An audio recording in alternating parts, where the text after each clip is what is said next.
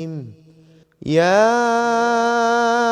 أيها الذين آمنوا اتقوا الله ولتنظر نفس ما قدمت لغد واتقوا الله إن الله خبير بما تعملون.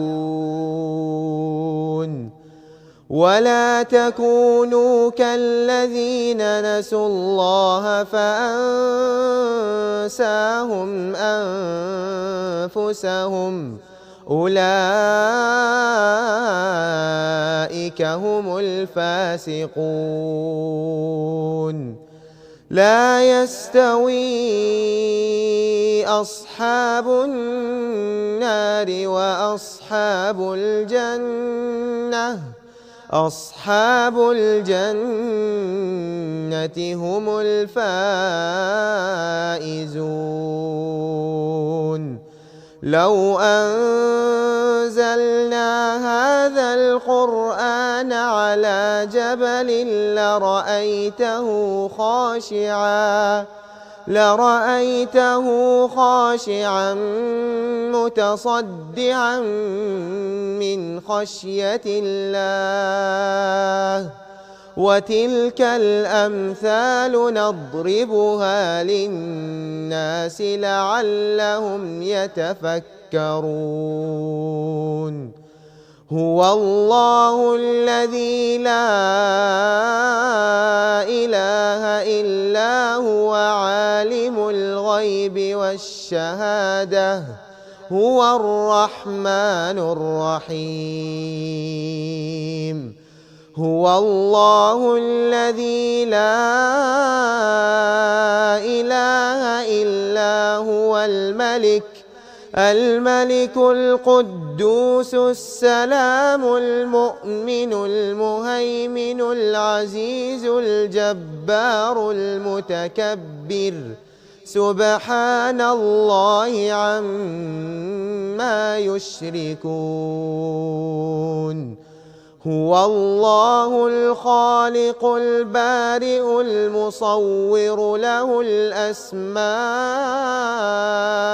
الحسنى يسبح له ما في السماوات والأرض وهو العزيز الحكيم. أعوذ بالله من الشيطان الرجيم. ولقد خلقنا الإنسان ونعلم ما توسوس به نفسه ونحن أقرب إليه من حبل الوريد. إذ يتلقى المتلقيان عن اليمين وعن الشمال قعيد. ما يلفظ من قول إلا لديه رقيب عتيد. وجاءت سكرة الموت بالحق ذلك ما كنت منه تحيد. ونفخ في الصور ذلك يوم الوعيد. وجاءت كل نفس معها سائق وشهيد. لقد كنت في غفلة من هذا فكشفنا عنك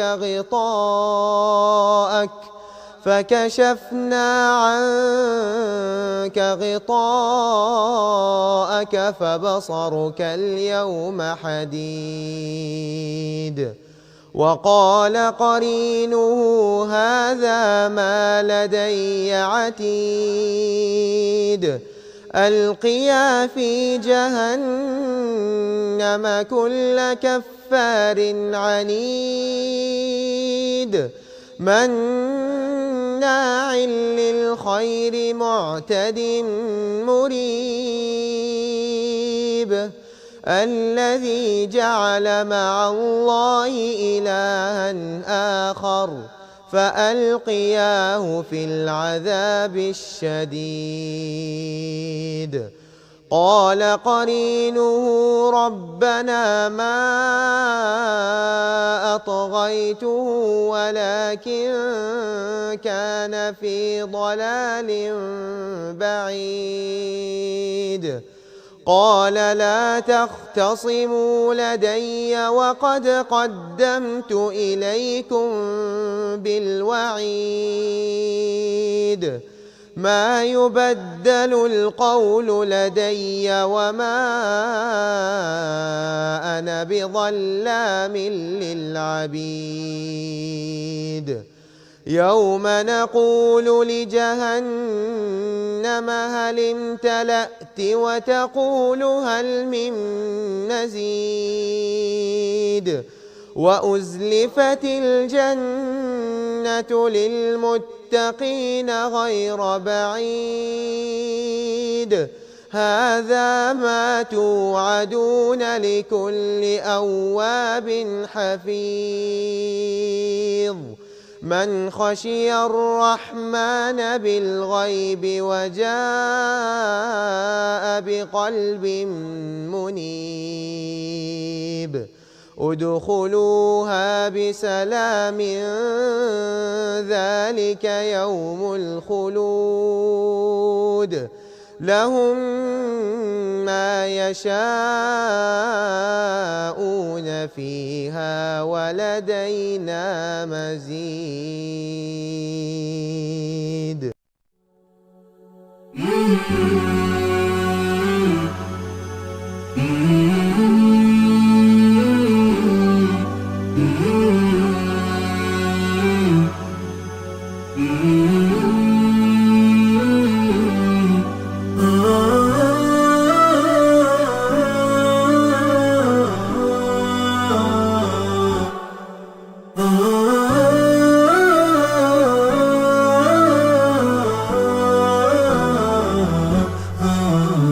نداء الحق صوت قد شجاني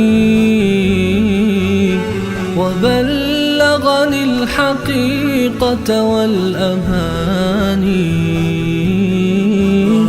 وكان لي السبيل إلى المعالي ونورا للهداية والبيان.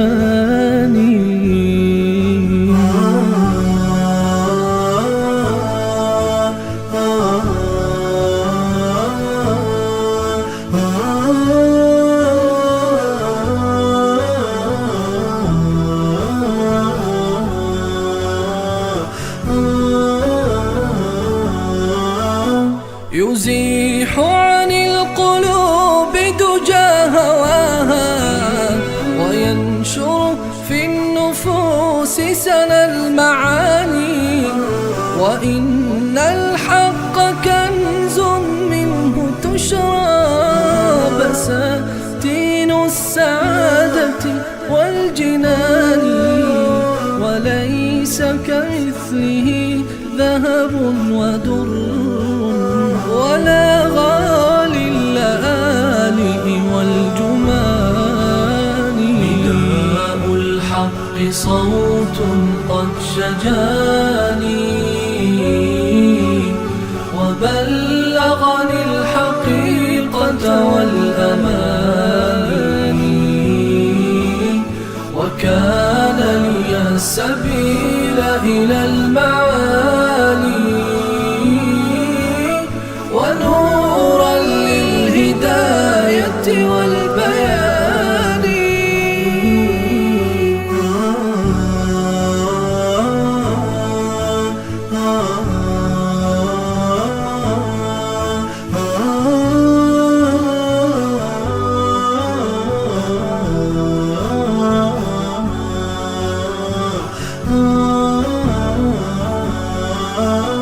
وللحق اهتدى قوم كرام فصاروا للنجاة وللأمان. لا تبالي بسخط الناس في هذا الزمان، ولكن في رضا المولى فأسرف مراكبك الكريمة في الرهان. نداء الحق صوت قد شجاني وبلغني الحقيقة والأماني،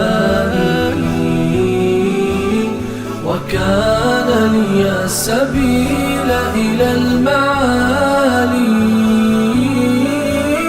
ونورا للهداية والبيان.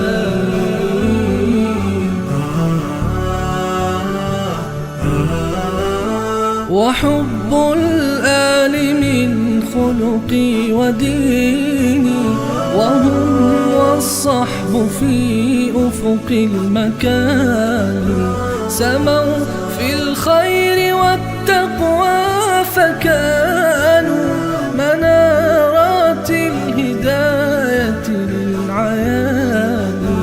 نواليهم ونقبس من هداهم ضياء في مشارعنا الحسان.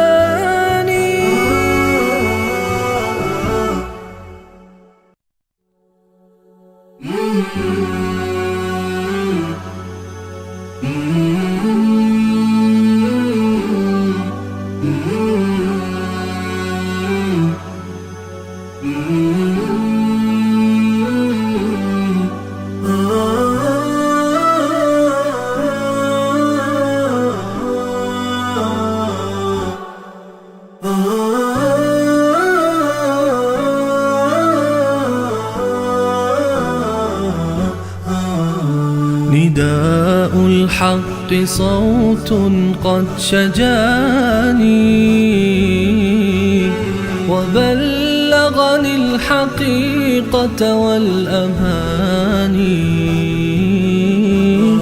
وكان لي السبيل إلى المعالي، ونورا للهداية والبيان.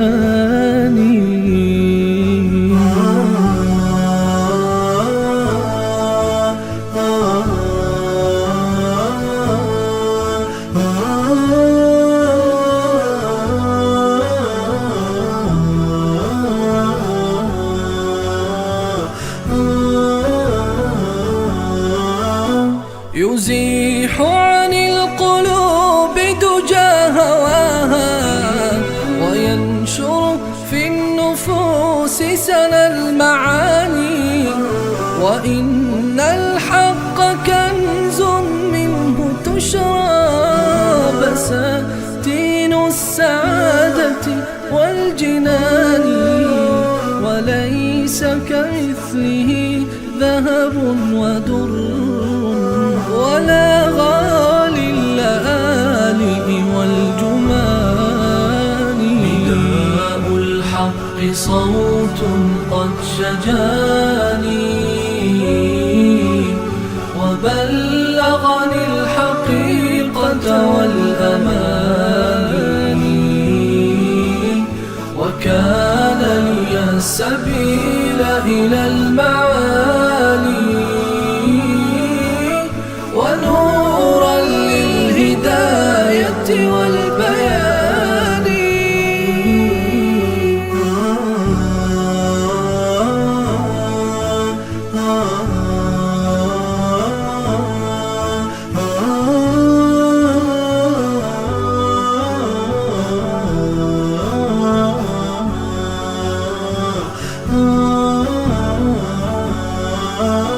وللحق اهتدى قوم كرام، فصاروا للنجاة وللأمان، ومن أجل الحقيقة لا تبالي بسخط الناس في هذا الزمان، ولكن في رضا المولى فأسري مراكبك الكريمة في الرهان.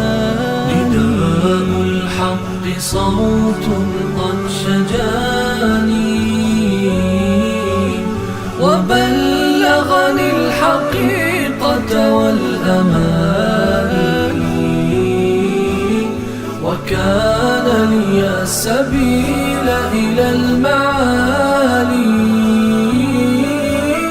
ونورا للهداية والبيان.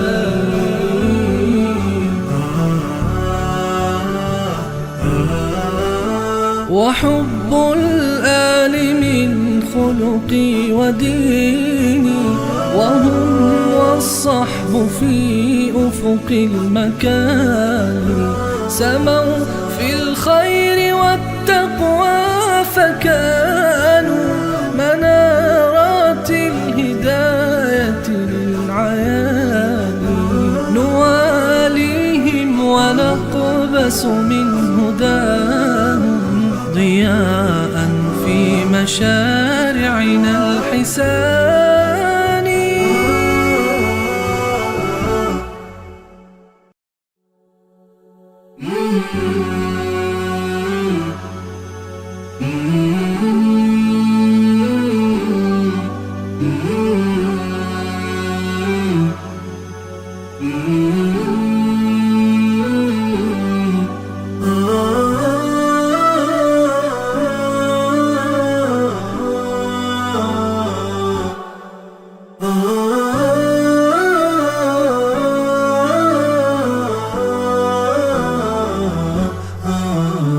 نداء الحق صوت قد شجاني وبلغني الحقيقة والأماني، وكان لي السبيل إلى المعالي ونورا للهداية والبيان.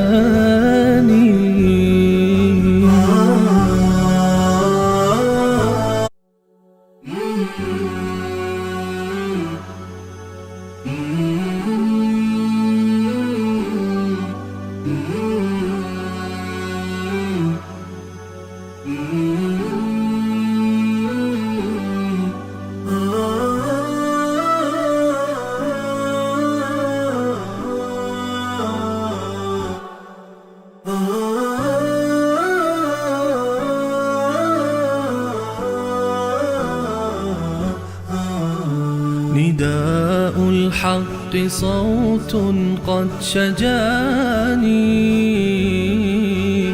وبلغني الحقيقة.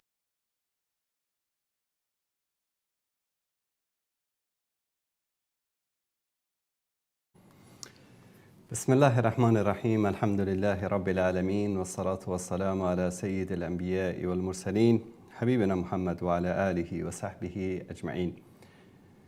بینندگان عزیز و گرامی، السلام علیکم و رحمت الله و برکاته. در خدمت شما عزیزان هستیم با قسمت دیگری از برنامه شما عزیزان تماس مستقیم. بعد از یکی دو هفته که به خاطر بعضی از مشکلات نتونستیم در خدمت شما عزیزان حاضر باشیم، برنامه را آغاز می‌کنیم و با اولین تماس. بیننده عزیز سلام علیکم، بفرمایید. سلام علیکم و رحمت الله. علیکم السلام و رحمت الله و برکاته. استاد یک سوالی داشتم، یک برادر یک سوال کرد، پروسیدور. بفرمایید. به جز شما یک دیگر نمیتوانم. بفرمایید. میگوید بر دولت‌های مثلا کفری کار کرده است. بله. چنانه که اینها قانون دارن که مثلا چی میگم همچون یک مصلحت میکنن، اینو قانونی میکنن، بعد با طبق مواد میکنن، دکومنت میکنن، روشی میگن با این چی میگن، اینها مصلحت کردن این برادر رو کلاش که چنانه که مصلحت کرده بودن ندادن، یعنی اون چیزی که با او وعده کردن او ندادن. او با سودی همون همون جای مراجعت کرده است که مثلا همون پولان رو بدهید. یک دو برادر دیگه به اون گفتن که تو با سود کفر کردی و این خلاف شرع است، یعنی که تو گناهکار شدی، تو با کفر رفتی، زیرا سود کفری رو تو مثلا چی کردی، مراجعت کردی. همین رو برداشت کردم که اون برادر خیلی دلخون است ولی اون کاری اون سوزیش نشده است، اما همین پرسید راستی برو فقط شما مراجعت کرده بتوانم. درست باشه، در این مورد صحبت میکنیم برادر عزیز. بسیار خوب، خداحافظ. زنده باشید. سلام. بیننده عزیز و بزرگوار، شخصی در یک کشور کفری زندگی می کند و در این کشور کفری یک سری مشکلات حقوقی، مشکلات قانونی براش پیش می آید. طبق قانون همون کشور این صاحب یک حقی است که حق او از طرف یکی از ارگانهای این حکومت یا این دولت پایمال شده است. اولا دوست عزیز، قضیه زندگی کردن در بلاد کفار این یک حکم جداگانه ای دارد که امروز خیلی از مسلمان ها، مثلا عزیزان تاجیک ما یا قزاق یا بعضی از کشورهای دیگر، به خاطر ظلم و ستمی که در کشورشان وجود دارد مجبور میشن به کشور کفری مراجعت بکنن یا مسافرت یا مهاجرت بکنن که در اونجا حداقل آزادی دینی داشته باشن، آزادی عبادات داشته باشن، همسرانشون بتونن حجاب بپوشن و این یک مجبوریت است. و رسول الله صلی الله علیه و سلم صحابه رو به خاطر ظلم و ستمی که مشرکین و کفار قریش انجام میدادن امر کردن که برید در حبشه. در حبشه امیرالمومنین زندگی نمی کرد. در حبشه یک کافر پادشاه بود، بعداً مسلمان شد. رسول الله صلی الله علیه و سلم فرمودن این فیها ملک عادل، در اونجا یک پادشاه عادل است. شما در یک کشوری که در اونجا حداقل عدالت هست، حقوق انسان هست، به خاطر مجبوری بعضی شاید بگن تو از کشور اسلامی. کدام کشور اسلامی؟ در کشور اسلامی که تو زیر 18 سال نتوانی به مسجد بروی 1001 پرسجو شود و ریش گذاشتن، حجاب گذاشتن و شعائر دینی ممنوع باشد، اینو کی اسمش حکومت اسلامی یا کشور اسلامی میگذارد؟ به نام از اکثر اینها. حالا در اونجا یک مشکلی براش پیش آمده، مثلا خواسته اقامت بگیره، پاسپورت بگیره یا هر کار دیگری، حقش پایمال شده از طرف یکی از ارگانهای همون دولت. این به خاطر گرفتن حقش به محکمه مراجعت میکنه و در این محکمه درخواست میکنه که این حقش که ضایع شده رو به دست بیاره. این هیچ اشکالی نداره مادامی که طرف حق مسلم خودش رو میره از یک دادگاهی که در اونجا عدالت برقرار هست. حالا به این که به نام چی حکم میکنن، به نام قانون اساسی حکم میکنن، این کلا یک مسئله جدا است. بعضی از جوانان ما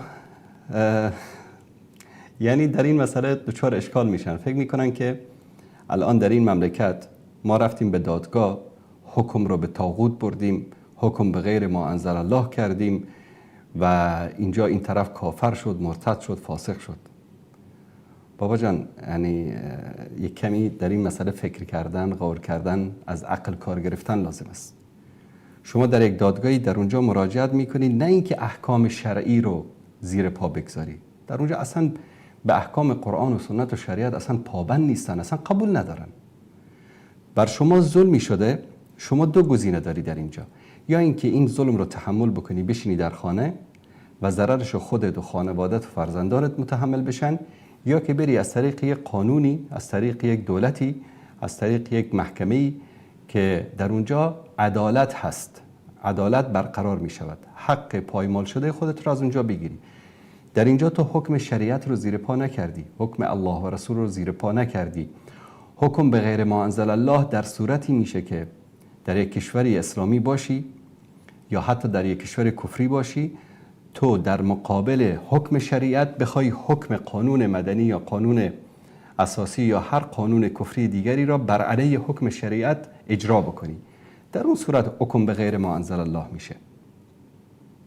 به طور مثال طرف زنا کرده، این حکم زنا رو ببرید به محکمه مدنی.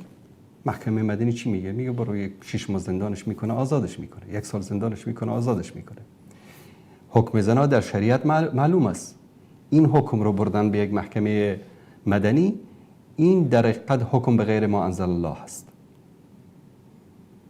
اما به خاطر کارهای امور دنیوی، به خاطر مسائل اقامت، اوراق، فلان، مسائل رسمیاتی که در کشورهایی وجود دارد که در اونجا محکمه هست، عدالتی است، پیگیری می شود و حق به اقدار داده می شود، در اون صورت مراجعه کردن به این گونه محکمه اشکالی ندارد و ما نباید این رو قاطی بکنیم با حکم به غیر ما انزل الله.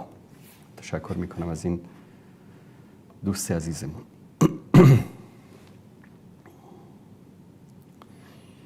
بیننده نوشته که سلام، امیدوارم که خدا اجرتون بده. من یه سوال داشتم. نوشتن که با مادرشون قهرن چون مادرشون هیچ وقت برای ایشون احترامی نگذاشته و اذیتشون کرده، بین ایشون و خواهر بزرگ و دیگر خواهراش فرق گذاشته، به اونها رسیده، به ایشون نرسیده.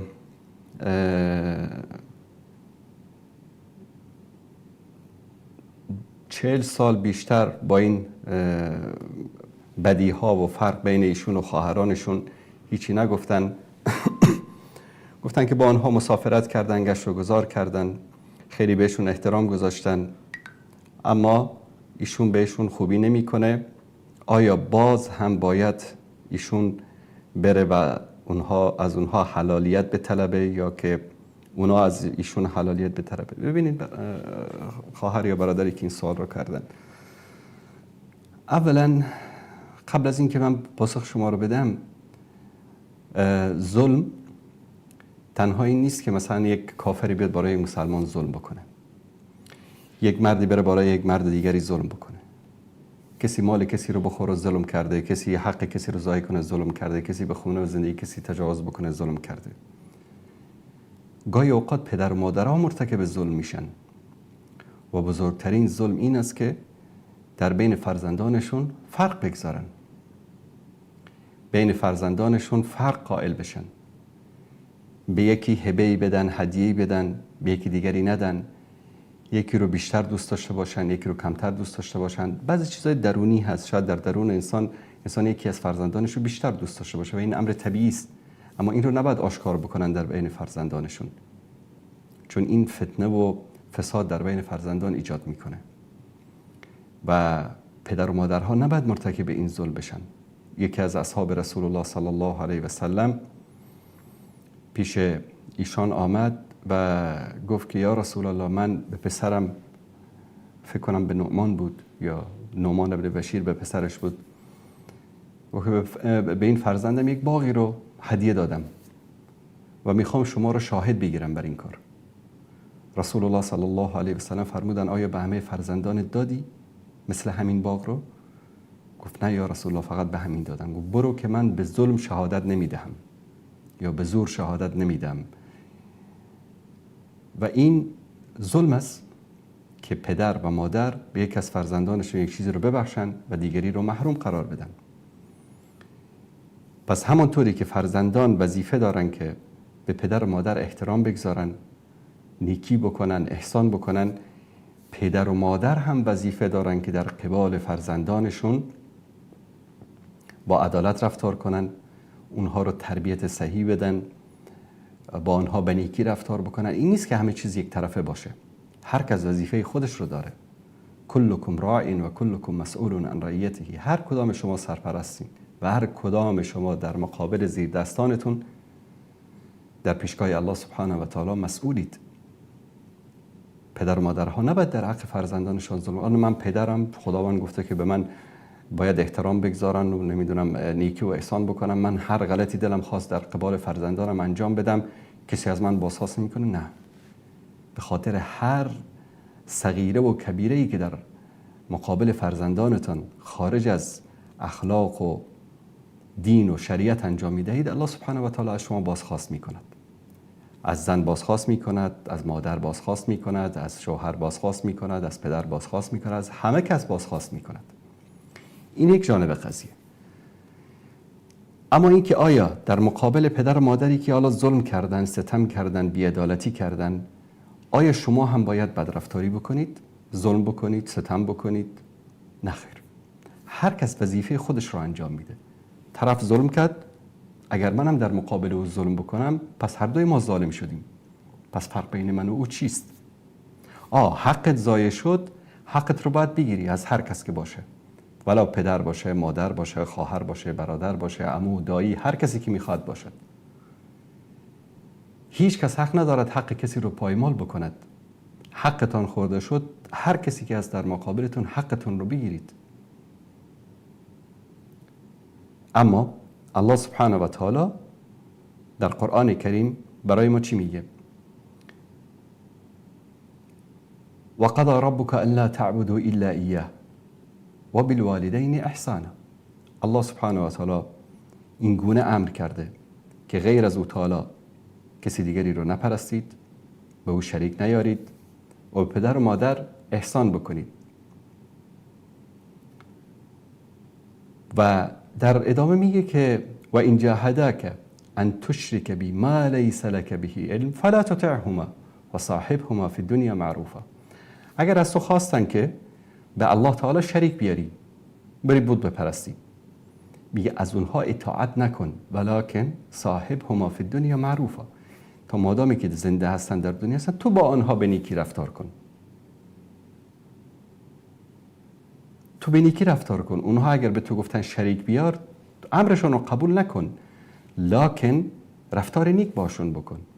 نه اینکه مثلا اگر به تو گفتن بیا بت سجده بکن، شروع بکن بهشون فوش بده، شما مشرکید، شما کافرید، بد و بیرا بهشون بگو. نه بگو پدر مادر من این کارو نمیکنم. مصعب بن عمیر رضی الله تعالی عنه مادرش رو خیلی دوست داشت و مادرش مشرک بود. انقدر به مادرش نیکی و احسان میکرد که مادرش فکر کرد که به خاطر این نیکی و احسان شاید از دینش برگرده.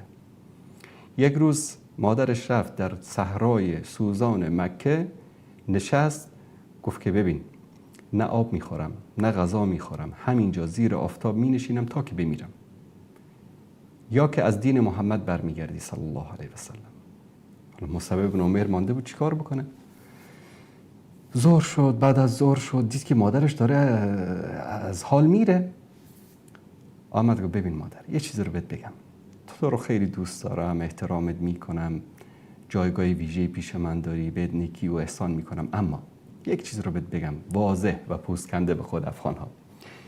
اگر 1000 تا جان هم داشته باشی و یکی همینجا جان بدی، دوباره زنده بشی، دوباره جان بدی، دوباره زنده بشی، دوباره جان، من از دین محمد بر نمیگردم.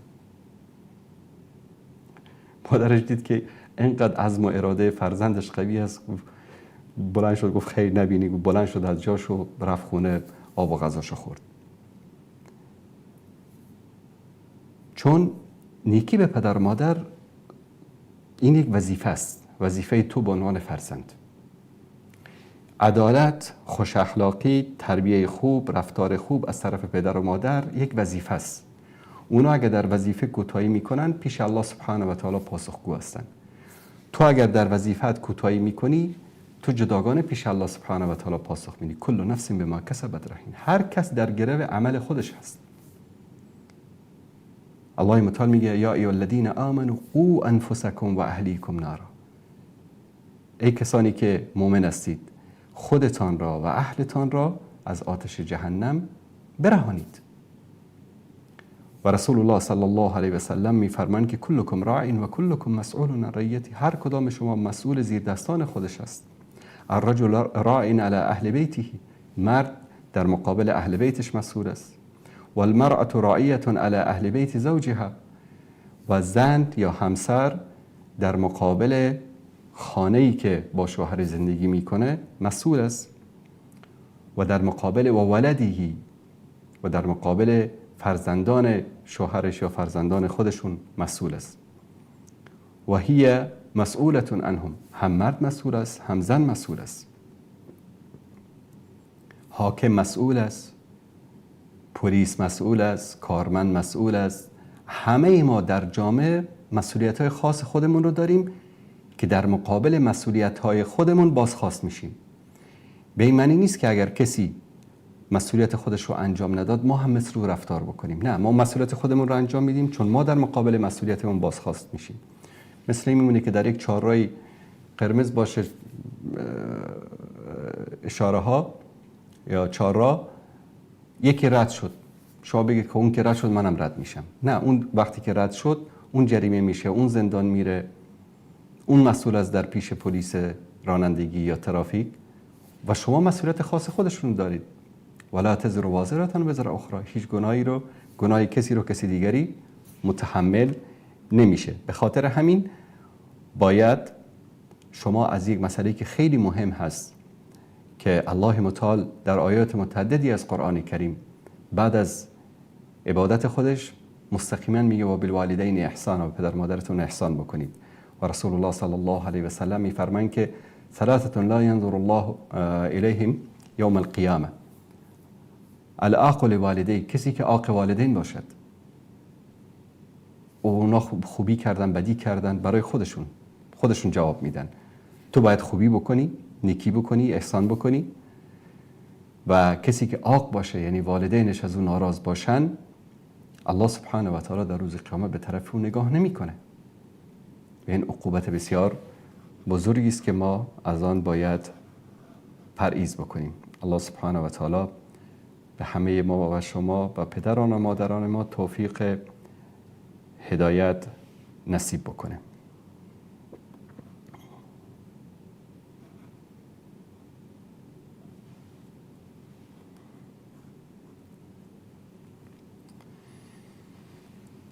بیننده عزیزی نوشته که آیا کسی به مجرد اینکه قرآن را حفظ بکند از حفظ کردن قرآن اجر و پاداش میبرد یا نه؟ ببینید دوستان عزیز، حفظ کردن قرآن کریم یک عمل بسیار نیک و شایسته است. رسول الله صلی الله علیه و سلم میفرمایند که اگر در خانه یک قومی جمع بشن، ما اجتمع قوم فی بیت من بیوت الله یتلون کتاب الله و یتدارسونه بینهم الا نزلت علیهم السکینه و غشیتهم الرحمه و حفتهم الملائکه و ذکرهم الله فی من عنده. اگر تعدادی از انسان ها جمع میشن در یکی از مساجد یا در یک مجلسی، قرآن میخوانن، قرآن حفظ میکنن و آیات قرآن رو تلاوت میکنن، بر اونها آرامش و سکینه لازم میشه. الله سبحانه و تعالی با رحمت خودش اونها رو در بر میگیره، ملائکه آنها رو در بر میگیره و الله سبحانه و تعالی در پیشگاه ملائکه یاد میکنه ببینید بنده های من رو. و رسول الله صلی الله علیه و سلم در حدیث صحیح میفرمایند که از اجلال و اکرام الله سبحانه و تعالی به بنده ایش این است که پیرمردی که ریشش سفید شده باشه و مسلمان باشه، مؤمن باشه، و کسی که حامل قرآن باشه، یعنی قرآن رو حفظ کرده باشه، و پادشاهی که عادل باشه. به خاطر همین حفظ کردن قرآن، خواندن قرآن و حدیث معروفی است که خیرکم من تعلم القرآن و علمه، بهترین شما کسی است که قرآن رو یاد بگیره و به دیگران آموزش بده. و رسول الله صلی الله علیه و سلم میفرماید که الله سبحانه و تعالی به وسیله این کتاب اقوامی رو بالا میبره، منزلت عطا میکنه برای آنها. و در حدیث دیگری میفرمایند که به هر حرفی از قرآن که خوانده میشه الله سبحانه و تعالی 10 حسنه یا 10 ثواب میده. و رسول الله صلی الله علیه و سلم مثال میارن که نمیگم الف لام میم یک حرف است، بلکه الف یک حرف است، لام یک حرف است، میم یک حرف است. یعنی به مجردی که شما قرآن رو باز میکنید بعد از سوره حمد میخوانید که الف لام میم ذالک الکتاب لا ریب فیه، همین الف لام میم 30 ثواب داره. 30 الف 10 ثواب، لام 10 ثواب، میم 10 ثواب. همه این ثواب ها و همه این پاداش ها برای کسانی که حافظ قرآن هستند و قرآن رو میخوانند و به قرآن عمل میکنند. این خیلی مهم است. رسول الله صلی الله علیه و سلم میفرمایند اقرأوا القرآن فانه یأتی یوم القیامة شفیعا لاصحابه. قرآن در روز قیامت کسانی رو که قرآن تلاوت کردن، حافظ قرآن هستن و قرآن رو بلد هستن، اونا رو شفاعت میکنه. اما این به این معنی نیست که طرف فقط قرآن رو یاد گرفت، قرآن رو حفظ کرد، قضیه تمام شد. تاجم به سرش میگذارن، به سر پدر مادرش هم میگذارن، مستقیم بدون حساب و کتاب وارد جنت میشه. نه، اینطوری نیست. بلکه کسی که قرآن بلد هست و قرآن رو حفظ میکنه باید عامل قرآن باشه، عمل کننده به قرآن باشه. در حدیث صحیح در بخاری است که در روز قیامت رسول الله صلی الله علیه و سلم میفرمایند که در خواب دیدم که در روز قیامت کسانی هستند که سر آنها رو با سنگ میزنن، سرشون رو با سنگ میزنن، خورد میکنن. گفتن یا رسول الله اینا کیا هستن؟ گفتن اینا کسایی هستن که یأخذ القرآن فیرفضه. قرآن رو گرفته اما رد کرده. رد کردن قرآن چی است؟ عمل نکردن به قرآن. طرف حافظ قرآن است، 4 عیب شرعی. از این قرآنی که خوانده، حفظ کرده، هیچ تأثیری در زندگی او وجود نداره. و در ادامه همین حدیث کسانی که سرشون با سنگ زده میشه و در جهنم عذاب میشن، کسی است که ینام عن صلاة المکتوبه، در وقت نماز فرض میخوابه. چه بسیارن کسایی که نماز صبحشون قضا میشه میخوابن. و این حدیث صحیح است، در بخاری است.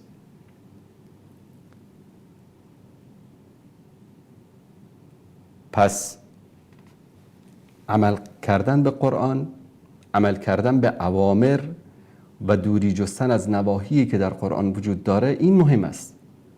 حفظ قرآن یک منزلتی است، یک ثوابی داره، اما بدون عمل به قرآنی که حفظ کرده طرف هیچ ارزشی در پیشگاه الله سبحانه و تعالی نداره. بدون عمل کردن به قرآن هیچ ارزشی در پیشگاه الله سبحانه و تعالی نداره. به خاطر همین الله سبحانه و تعالی در قرآن کریم به ما نمیگه که احفظوا ما انزل الیکم، حفظ بکنید آن چیزی که به شما نازل شده. در هیچ جای قرآن نگفته حفظ بکنید.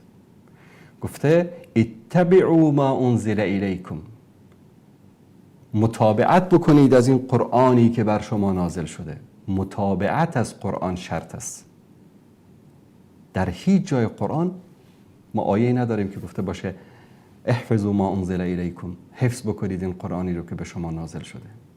گفته اتبعوا ما انزل الیکم، متابعت بکنید، پیروی بکنید از این کتابی که بر شما نازل شده. ولا تتبعوا من دونه اولیاء قلیلا ما تذکرون، غیر از این قرآن از کسان دیگری اطاعت نکنید.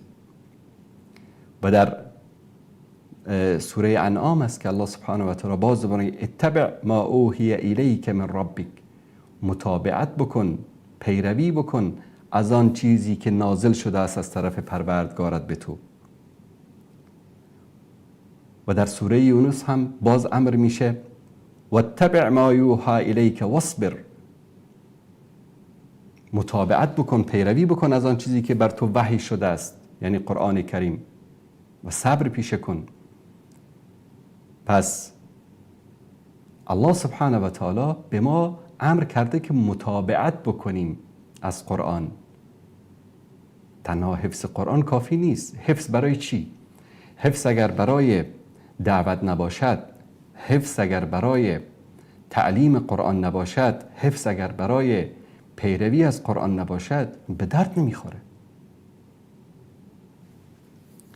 و اینم بهتون بگم که از جمله کسانی که در روز قیامت هیزم جهنم هستن، اصلا جهنم با اونها روشن میشه. شما دیدید گاهی اوقات میرید زغال میخرید، یک چوبای کوچیکی بهتون میدن که چرب هست و با نفت قاطی شده. اینا رو وقتی که میگذارید زیر زغال زود آتش میگیره، سبب میشه که این آتش شما گداخته بشه، زغال ها گداخته بشه. این رو پیشسوز میگن یا هر چی که در هر منطقه اسمشو میگذارن.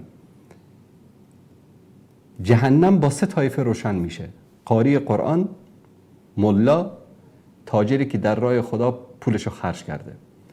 قاری که قرآن به خاطر این خوانده که مردم بگن به به چه صدایی داره.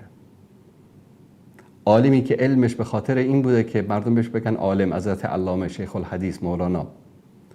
و تاجری که پولشو در راه خدا خرج کرده به خاطر چی؟ به خاطر که مردم بگن به به چه آدم خیری است. این سه طایفه جهنم رو با اینا روشن میکنن.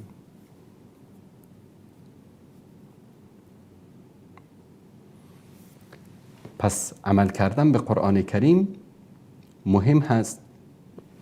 رسول الله صلی الله علیه و آله و سلم میفرمایند که وقتی که قرآن به شما نازل میشه شما باید حلالش و حرامش رو، آنچه که باید انجام بدید، آنچه که باید انجام ندید، اینها رو باید بدانید و با آن عمل بکنید. فضیل ابن عیاض رحمت الله علیه یکی از بزرگان تابعین حرف جالبی میزنه. انما نزل القرآن لیعمل به، میگه قرآن نازل شده که به او عمل بشه.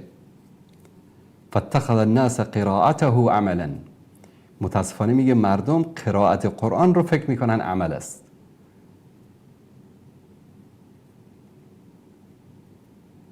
قرائت قرآن عمل نیست. عمل کردن به اوامر و نواهی قرآن عمل است.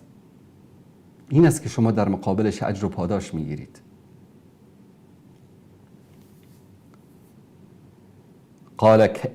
قیل کیف العمل به، چگونه به قرآن عمل بکنیم ای فضیل؟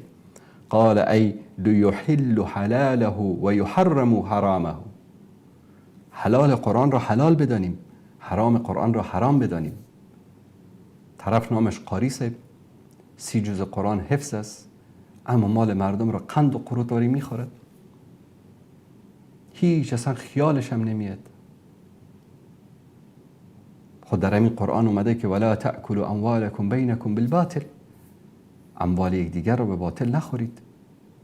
نامش از قاری قرآن، 30 جز قرآن رو حفظ کرده، مال مردم رو چنان میخوره من انگار که مال پدر بزرگش است.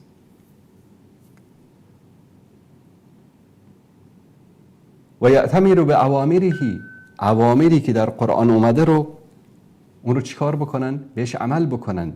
و ینتهوا عن نواهی، و آنچه که در قرآن از اون نهی شده از اون نهی بکنن، دوری بکنن. مثلا در قرآن گفته ولا تقربوا الزنا، قاری صبح تا شام پشت دخترای مردم میگرده.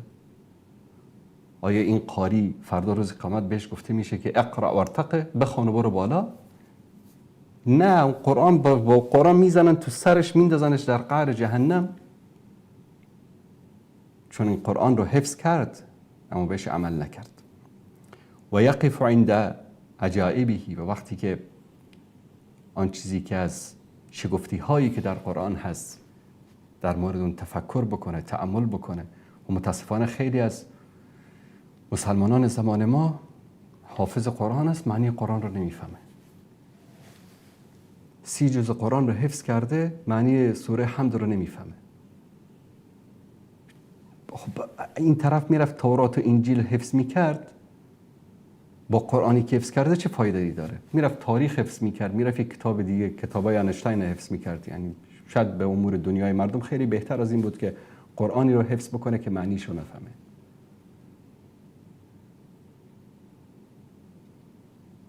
یکی از علما میگه در یک شبی نماز تراویح میخواندیم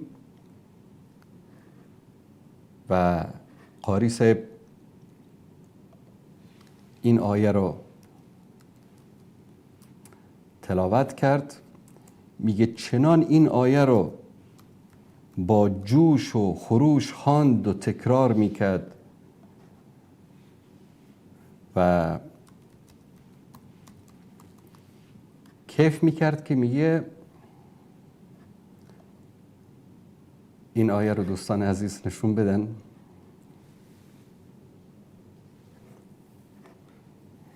میگه و راودته التي هو في بيتها عن نفسه و غلقت الابواب و قالت حیت لك.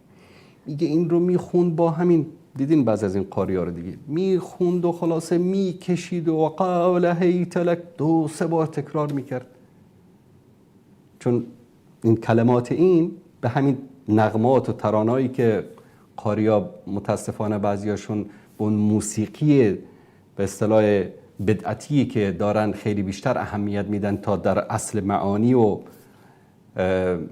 الفاظ قرآن کریم، میگه این رو ای میخوند و 3-4 بار خوند و تکرار میکرد. خب این بدبخت بیچاره، این قاری قرآن زده اگر بفهمه که این آیه معنیش چی است، میگه آن کسی که در خانه بود با یوسف علیه السلام، که منظور زن عزیز مصر است، از او درخواست زنا کرد و گفت که من برای تو آماده شدم. خب این آیه کجاش یعنی مثلا این همه جوش و خروش داره که این قاری 3 بار 4 بار این رو باید تکرار بکنه؟ چون بیچاره معنیشو نمیفهمه. آیاتی که در اونجا 2-3 بار تکرار میشه با صدای بلند، بعضی از قاریا اشک میریزن، گریه میکنن، آیات عذاب است، آیات بهشت است، آیات لطف و مهربانی یا غضب الله سبحانه و تعالی بر کفار و منافقین و مفسدین است. میگه این آیه را ای میخوند و تکرار میکرد، چون بیچاره معنیشو نمیفهمه. یک نغمه براش برابر شده، فکر میکنه که خلاص چقدر یک آیه خوبی هستی. و این یکی مشکلاتی است که در جامعه ما وجود داره. روزانه ببینید دارالفات درست کردن، همینطور قاریای ماشینی، ما مرغ ماشینی داریم، نمیدونم گوسفند ماشینی هست، زراعتی هست، گاو زراعتی هست. متاسفانه دور از عظمت و مجد و بزرگی قرآن کریم، قاریای ماشینی همینطور 2 سال به 2 سال قاری صاحب تحویل جامعه میدن، بگو که تفسیر سوره حمد رو میفهمی؟ نه. چه به درد میخوره این قاری؟ بعد اون قاری فاسق میشه، فاجر میشه، زناکار میشه، دزد میشه، مال مردم خور میشه. کی بدنام شد؟ اسلام. اما مردم، ولی یک نفری که مثلا یک آدم عادی باشه هر فسق و فجوری بکنه، کسی نمیگن که والا فلانی دکتر مثلا کار بدی کرد، مهندس کار بدی کرد. اما یک قاری قرآن که یک عمل زشتی انجام داد، یک ملا یک عمل دید، ملا رو دیدی چی کار کرد، قاری رو دیدی چی کار کرد. پس این قاریای ماشینی بدبخت سبب بدنامی اسلام میشن، سبب بدنامی قرآن میشن. جامعه به عامل به قرآن نیاز داره. ما خیلی از صحابه رو داریم که حافظ قرآن نبودن. خیلی از صحابه، بزرگان صحابه حافظ کل قرآن نبودن، اما عامل به کل قرآن بودن. پس عمل کردن به قرآن مهمتر است، در ضمنی که کسی که قرآن رو حفظ بکنه و همچنین به قرآن عمل بکنه، این میشه نور علی نور. الله سبحانه و تعالی به همه ما و قاریان قرآن کریم این توفیق رو نصیب بکنه که عامل به قرآن کریم و علوم قرآن کریم باشن.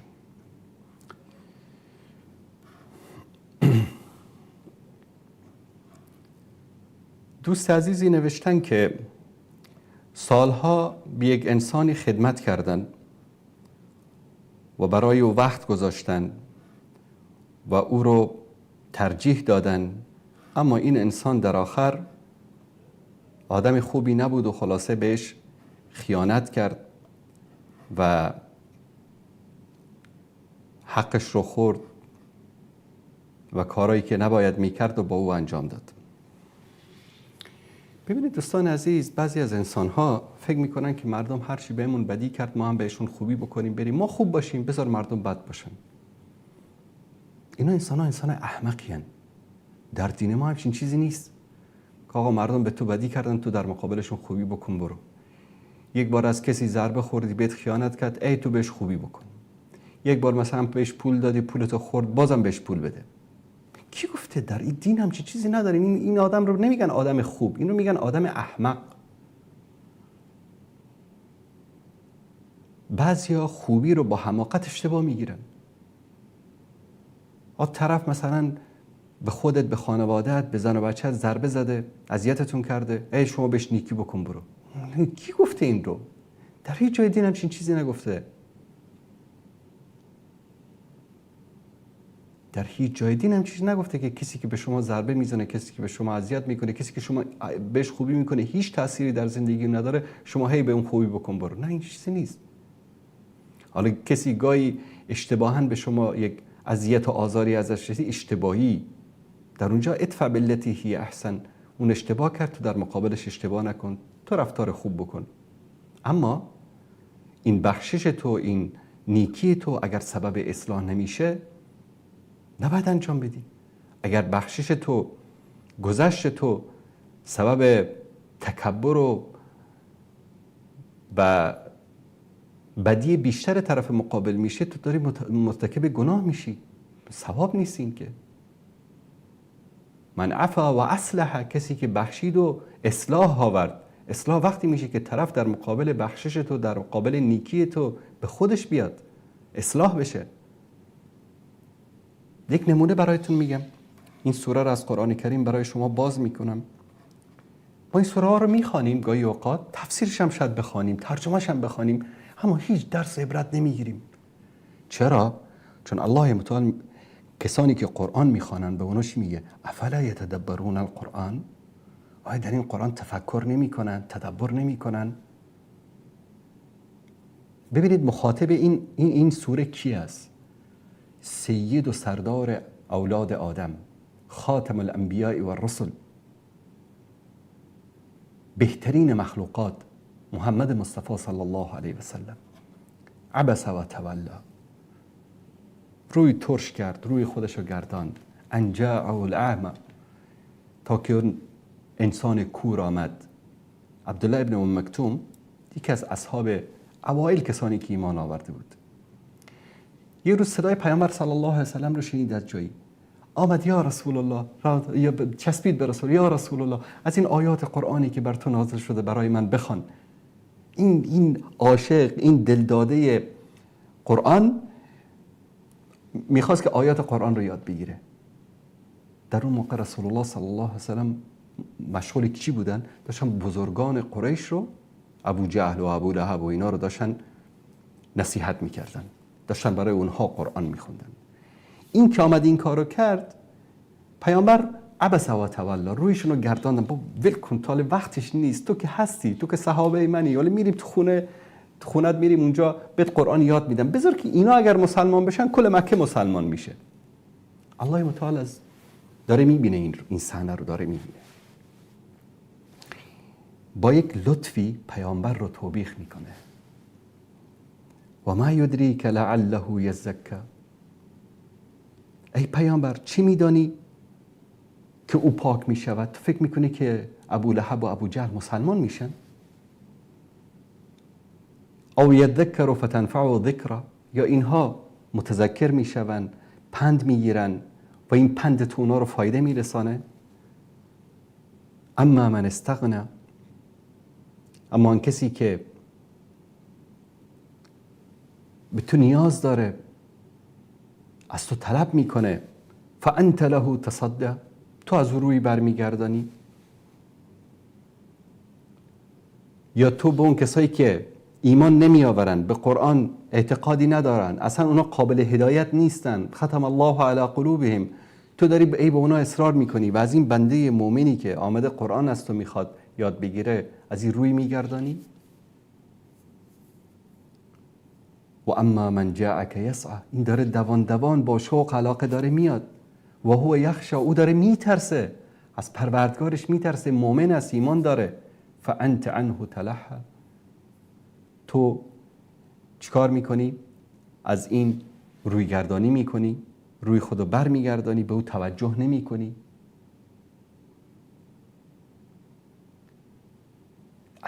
از این سوره ما بزرگترین درس میگیریم. انسانهایی که در زندگیمون فایده ای ندارن، با اونها وقت تو تلف نکن. انسانهایی که بهمون خیرشون نمیرسه، وقت تو با اونها تلف نکن. حیف وقتت نکرده که تو 10 دقیقه وقت تو با کسی صرف بکنی که فایده ای برای تو در دنیا و آخرتت نداره، نه به درد دنیات میخوره نه به درد آخرتت، و تو هی میخوای به اونها نیکی و احسان بکنی. کسانی که در زندگی شما تأثیر مثبت ندارن اینا رو روشون اکس بکشید، خط بکشید، ورشون کنید، رهاشون بکنید. مسئله دعوت بدین، دعوت به چیز دیگه است. بعضی وقتشون رو تلف میکنن با انسان‌هایی که اصلا به درد نمیخورن. پس وقت خودتون رو با انسان‌هایی که به درد نخور هستن ضایع نکنید که بعد از 10 سال 20 سال 30 سال 40 سال مثل این برادرمون بیاد بگید که من یک عمر خدمت کردم و بعداً طرف بهم خیانت کرد، چی کارش میکنم؟ انسان‌های اینطوری مثل این میمانه که شما مثلا میخوایی که 1 هکتار زمین رو گندم بکاری، بری در یک بیابان بیاب و علف در بین ریگزار گندم بپاشی. خدایا بده روزی من رو. خدا میزنه پس گردنت میگه جون بعد من به تو این گندم رو مهیا کردم که تو بری زراعت بکنی، نه اینکه تو صحرا بری تو وسط ریگ‌های بیابان. در زمینی که حاصلخیز است انسان کشت میکنه، زراعت میکنه، کشاورزی میکنه تا اونجا حاصلی به دست بیاد.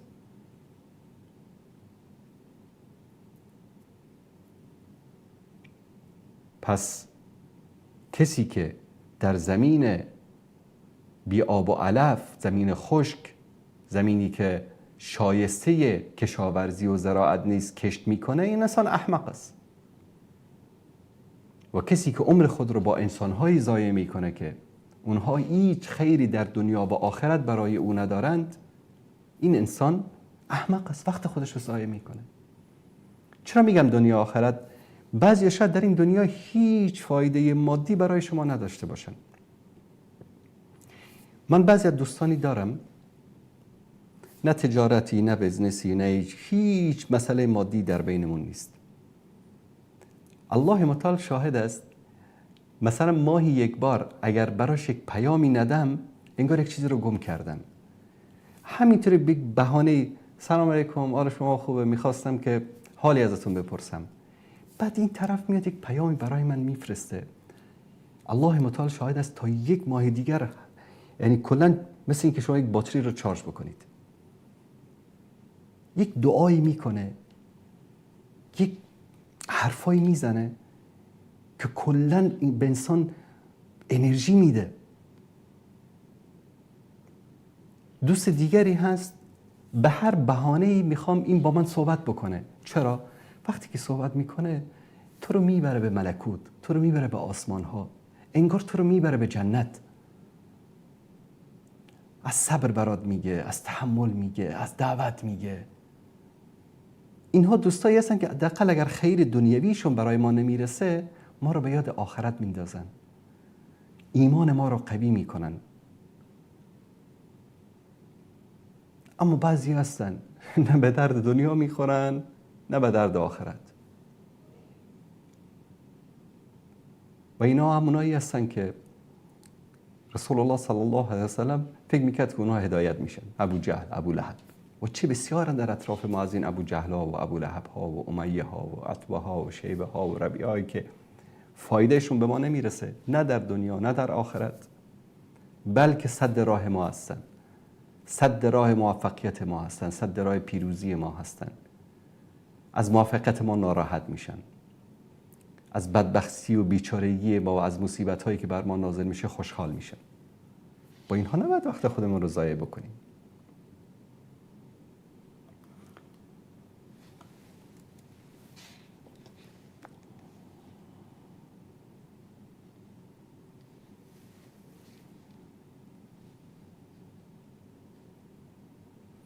بیننده عزیز سلام علیکم، بفرمایید.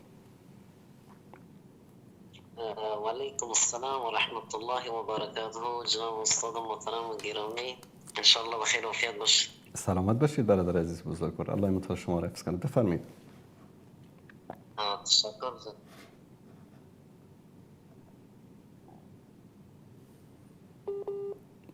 سوال داشتم.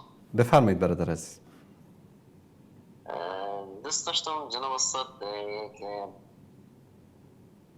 تذکره و یک نصیحت برای ما داشته باشن ارتباط به ما. در ارتباط با چی؟ در رمضان مبارک.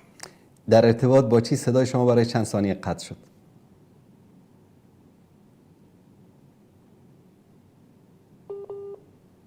برای ما داشته باشیم ارتباط به ماه رجب، شعبان و انشاءالله رمضان المبارک. در طول چند ماه انشاءالله چه اعمال نیک انجام بدیم و چگونه کوشش کنیم تا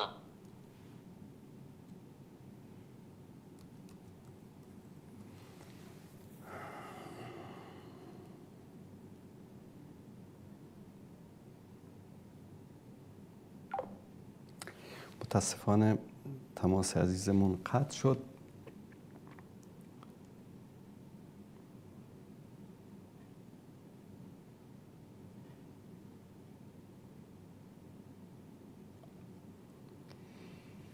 اگر سوال برادر عزیزمون در مورد ماه رجب و ماه شعبان هست، ببینید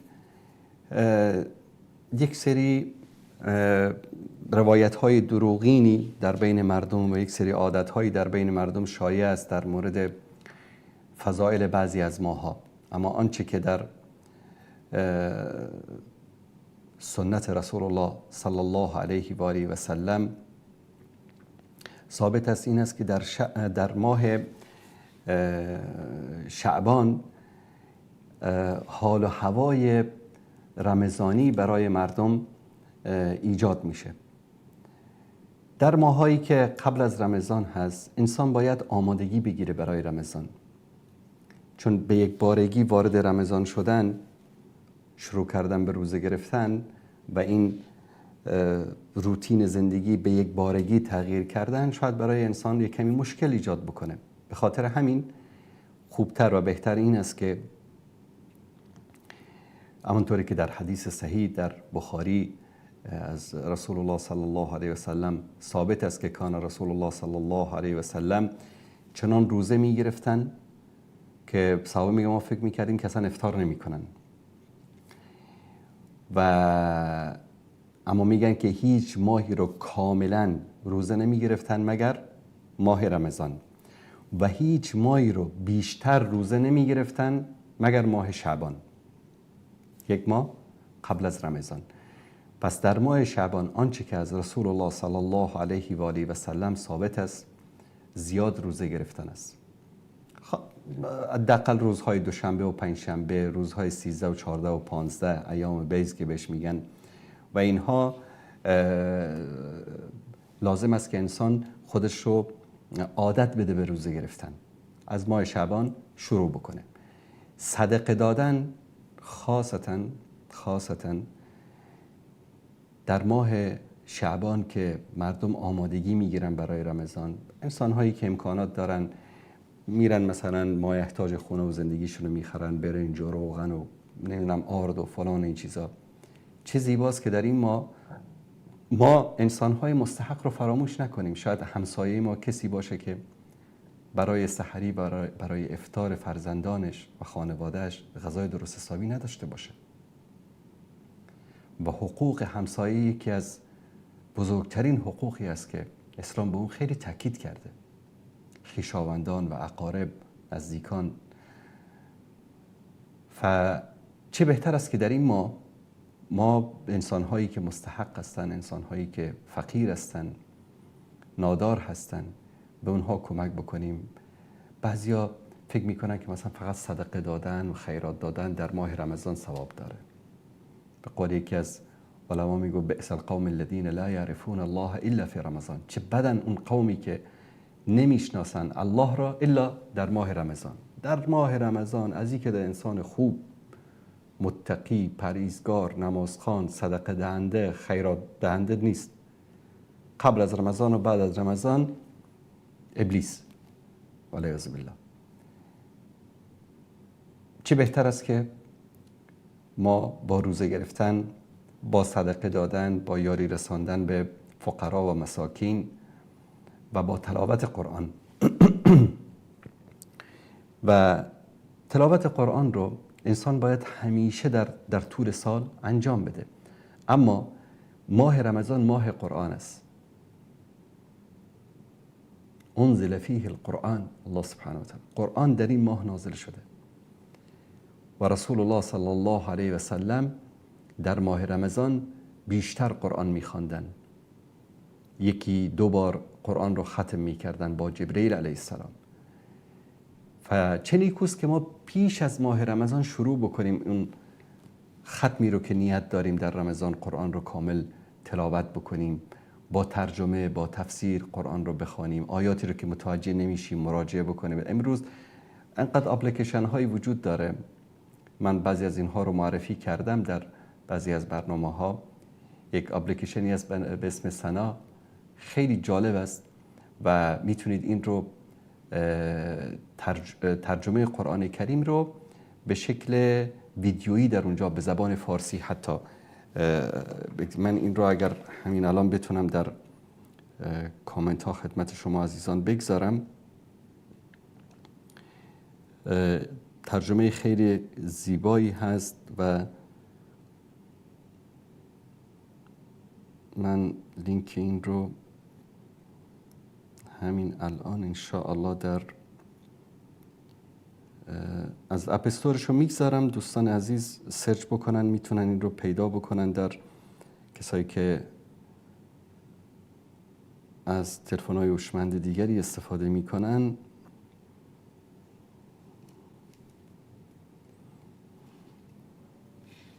من گاهی اوقات این رو حتی وقتی که در سفر باشم جایی باز میکنم، همینطور صداشو میشنوم و اگر جایی بتونم نگاه میکنم.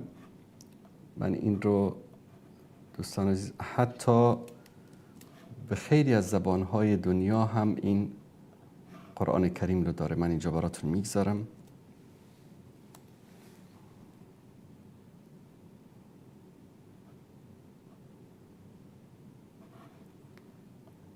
خیلی جالب است این اپلیکیشن. خواستن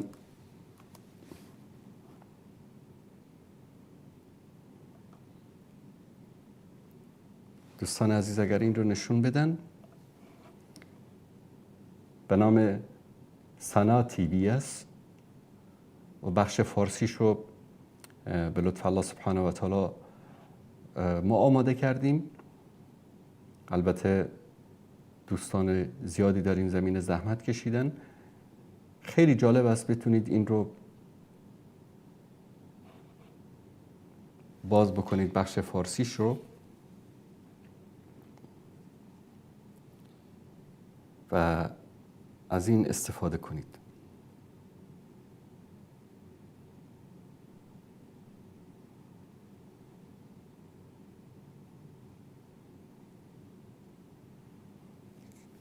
دوستان عزیز اگر به اینجا توجه بکنید، این صفحه زبان‌های این اپلیکیشن هست، به انگلیسی، فرانسی، آلمانی، ترکی، پشتو، اردو، فارسی، به هر زبانی که بخواید.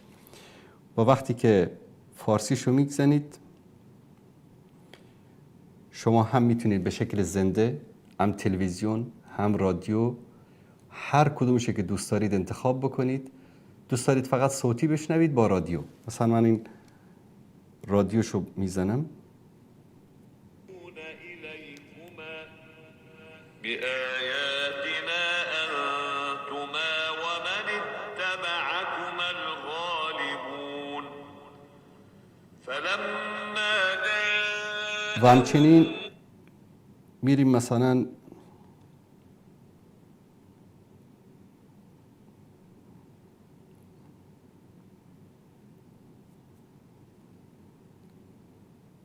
یکی از سوره ها رو مثلا انتخاب میکنید، حتی به شکل ترجمه فارسی در زیرنویسش اینطوری هست. و اگر بخواید که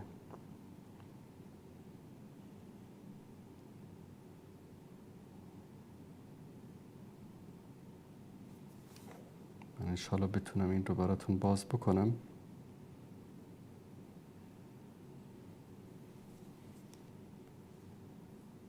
حتی میتونید به تلویزیون خونه وصلش بکنید و اگر اینترنت داشته باشید. بسم الله الرحمن الرحیم. به به نام خداوند بخشنده مهربان. الف لام میم ذلك الكتاب لا ریب فیه هدی للمتقین. این کتابی است که هیچ شکی در آن نیست و مایه هدایت پرهیزگاران است. الذين يؤمنون بالغيب ويقيمون الصلاة. خیلی جالب است این. میتونید که هر سوره ای رو که بخواید استفاده بکنید، حتی مصحفی داره میتونید این مصحفش رو دانلود بکنید و خیلی برنامه جالبی است. زحمت کشیدن کسانی که این رو درست کردن. برنامه خیلی زیبایی هست. من لینک اپستورش رو گذاشتم. دوستان عزیز اگر که در گوگل و اینها هم باشه لینک هاشو میتونن بگذارن. قبلا هم در مورد این اپلیکیشن صحبت کرده بودم.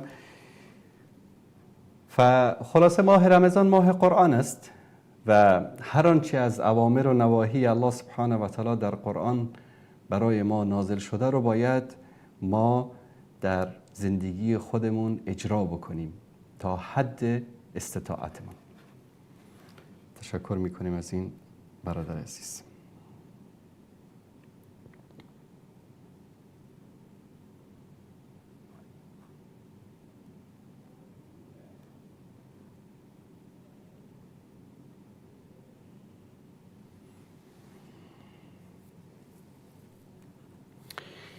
بیننده‌ای که 4 شماره آخرشون 9749 هست، ایشون نوشتن که لطفاً راهنمایی کنید. دکتر جواب کرده سونوگرافی انجام دادن که در 7 ماهگی سر بچهشون رشد نمیکنه. همسرشون میگه که میترسم، نمیدونم اگر به دنیا بیاد بتونیم نگهداری کنیم تا دیر نشده. اگر راه حلی هست پیش پای ما بگذارید. ببینید فکر کنم خواهر این سوال رو پرسیدن. اولا بعد از 120 روز اجماع علما بر این است که سقط کردن جنین الا به 2 دلیل جایز نیست. دلیل اول جان مادر در خطر باشه. جنین در یک وضعیتی قرار داره که حیات مادر در خطر است. وقتی که حیات و زندگی مادر به خطر بیفته در اون صورت سقط کردن جایز است. یا اینکه طفل بمیره، بیماری لاعلاجی داشته باشه، دکترهای معتمد و موثق این رو تایید بکنن که بیماری لاعلاجی داره که امکان زندگی نیست، اما فقط به خاطر اینکه سرش رشد نمیکنه، نمیدونم پاش رشد نمیکنه یا به اصطلاح بعضی از مشکلاتی در جسم وجود داره، بعد از 120 روز به هیچ بهانه‌ای جایز نیست که سقط صورت بگیره. الا اینکه گفتم جان یکی در خطر باشه، یا کودک فوت کرده باشه در شکم مادر، یا که بیماری باشه که اصلا قابل علاج نباشه. این رو تشخیص میدن دکترای موثق و مسلمان. در اون صورت جایز است که حالا دکتر مسلمان بودم، شاید شما در کشور زندگی بکنید که در اونجا مثلا دکتر مسلمانی نباشه، اما واقعا اگر دکتر تایید کرد، تشخیص داد از نگاه طبی که همچین مشکلی وجود داره، در اون صورت میتونید سقط بکنید. اما فقط به خاطر اینکه والا سرش کوچیک است یا رشد نمیکنه یا پاش اینطوری است یا مشکلی داره، اما کودک زنده است، نفس میکشه، قلبش میزنه، در این صورت سقط کردن جایز نیست و حرام است و این مسئله رو خیلی باید جدی گرفت. چرا که زندگی یک انسانی در اینجا مطرح است. بعد از این که روح دمیده میشه، یعنی اگر با اختلافات روزهایی که بین بعضی از علما وجود داره، اما بعد از 120 روز تقریبا همه علما متفق هستن، یعنی بعد از 3 ماهگی دیگه بعد از 4 ماهگی امکان سقط کردن به هیچ شکلی وجود نداره الا به اون 2 دلیلی که خدمتتون عرض کردم.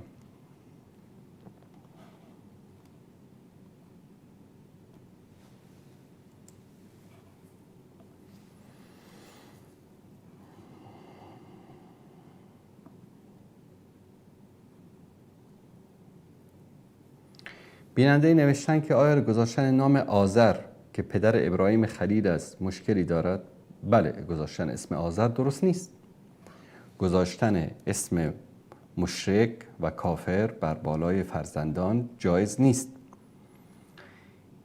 چون آذر پدر ابراهیم علیه السلام ایمان نیاورد و به همین دلیل اسمای سران کفار، مثلا کسی اسمشو فرعون بگذاره، اسمشو هامان بگذاره، اسمشو نمرود بگذاره، اسمشو آذر بگذاره، ابو جهل بگذاره، یا به اصطلاح ابو لهب بگذاره، اسم کسانی که کافر بودن، مشرک بودن و اسمایی که اصلا در اسلام رایج نبوده. حالا شاید مثلا یک کافری بوده، یک منافقی بوده، اسمش عبدالله بوده، در اون صورت مشکلی نیست.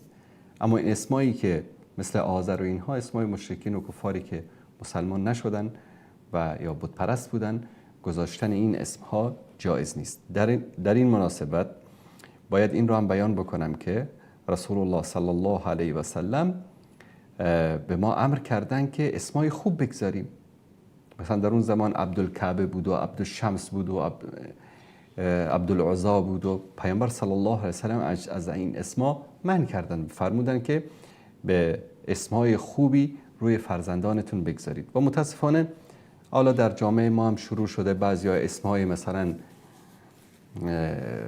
هوشنگ و نمیدونم اژدر و بیژن و نمیدونم زردشت و اردشیر و اسمای زمان زردشتی ها رو میگذارن. بعضی هم لینا و شینا و مینا و اسمای هندی و نمیدونم رومی میگذارن. این شایسته یک مسلمان نیست. فردا شما تصور بکنین همین فرزندی رو که همین اسم روش میگذاری، در پیشگاه الله سبحانه و تعالی در روز محشر در بین اون همه انسان ها با همین اسم صداش میکنن. اسمی بگذارید که فردا نه در دنیا و نه در آخرت طرف خجالت نکشه. به خاطر همین دشمنان اسلام رو ببینید همیشه مبارزه میکنن با اسمهای اسلامی، به نام نمیدونم فارسیت و به نام نمیدونم تاجیکیت و به نام فلان و اینها. و بهترین اسمایی است که در او نشانه از عبودیت باشه، مانند عبدالله، عبدالرحمن، عبدالرحیم، محمد. چقدر اسمای زیبایی داریم در بین صحابه ها، در بین بزرگانمون.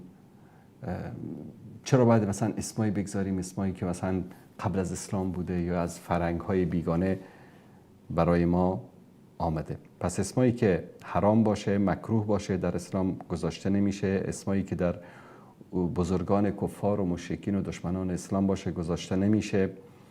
و اسم انبیا باشه، ابراهیم، یوسف، موسی، عیسی، شعیب، یعنی اسمای انبیا باشه، اسمای صحابه باشه. و همونطوری گفتم بهترین احب الاسماء الی الله تعالی رسول الله صلی الله علیه و سلم میفرمایند عبدالله و عبدالرحمن است. و در بین صحابه ما چقدر اسمهای خوبی داریم که میتوانیم اونها رو روی فرزندانمون بگذاریم. بیننده‌ای که چهارشماره آخرشون 4084 هست سوال دیگری پرسیدن که کسی که به خلیفه دوم فوش میدهد، ناسزا میگوید، حکم این شخص چی است؟ ببینید برادران و خواهران عزیز و گرامی، اولا کسانی که توهین میکنن به صحابه، به اهل بیت پیامبر، به مقدسات دین، با اونها نشست و برخاست نکنید، در مجالسشون نشینید، چون الله سبحانه و تعالی در سوره نساء، من این آیه رو برای شما بیارم، در سوره نساء دوستان اگر نشون بدن، سوره نساء آیه 140 این رو خدمت شما بخونم. وقد نزل عليكم في الكتاب أن إذا سمعتم آيات الله يكفر بها ويستهزأ بها فلا تقعدوا معهم. اگر ما نازل کردیم در کتاب، در قرآن بر شما که اگر شنیدید که به آیات الهی، نشانه های الهی، یعنی مقدسات دین و شریعت کفر ورزیده میشه یا تمسخر میشه، فلا تقعدوا معهم، با آنها ننشینید، یعنی مجالس اونها رو ترک بکنید، حتی یخوضوا فی حدیث غیره، تا اینکه سخن رو عوض بکنن، به موضوع دیگری صحبت بکنن. اینکم اذا مثلهم، اگر نشستی شما مثل آنها خواهید بود، یعنی مانند آنها کافر و منافق میشوید. ان الله جامع المنافقین والکافرین فی جهنم جمیعا، الله متعال منافقین و کفار رو یک جا در جهنم جمع میکنه. پس از مجالس این گونه انسان ها در قدم اول ما باید چیکار بکنیم؟ دوری بکنیم. و نکته بعدی این که فحش دادن به الله، به انبیا، به بزرگان دین، به صحابه، این علامت نفاق است، علامت کفر است و علامت دوست نداشتن دین است. چطور امکان داره یک نفری بیاد مثلا ابوبکر و عمر و عثمان و علی و طلحه و زبیر و بقیه صحابه رضی الله تعالی عنهم اجمعین رو که بزرگترین خدمات رو به دین و به اسلام و به پیامبر کردن، به اونها فحش و ناسزا بده؟ این انسان بیمار است. الذین فی قلوبهم مرض، کسی که در دلهایشان مرض است، مرض نفاق است. انسان مسلمان هیچ وقت این کار رو نمیکنه. رسول الله صلی الله علیه و سلم در حدیث صحیح که بخاری و مسلم روایت کرده میفرمایند که لا تسبوا اصحابی، به اصحاب من توهین نکنید، فحش ندهید. فلو ان احدکم انفق مثل احد ذهبا ما یبلغ مد احدهم ولا نصیفه. اگر شما، یکی از شما، به اندازه کوه احد طلا هم انفاق بکنید، خیرات بکنید، به اندازه یک کف دست اونها که خیرات دادن شما نمیتوانید اجر و پاداش بگیرید. اونا کجا، شما کجا؟ پیامبر امر میکنه لا تسبوا اصحابی. متاسفانه ما در جامعه زندگی میکنیم که الان مثلا هر چه ولگردها و لاتهایی که مثلا اطراف خمینی بودن، همه اینا شدن بزرگان انقلاب اسلامی. همه صحابه‌ای که در کنار پیامبر بودن شدن کافر و منافق و مرتد.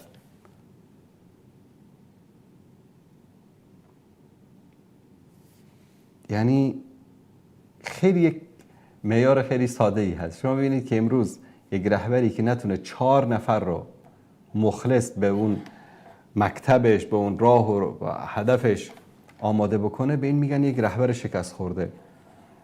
و اینها میان میگن که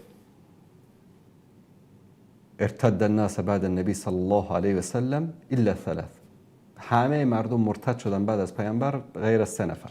از اون 3 نفر هم یکیشون درست حسابی موند و بقیه 2 نفر دیگر هم در شک افتادن. چه دینی است که برای خودشون درست کردن؟ به همین دلیل کسی که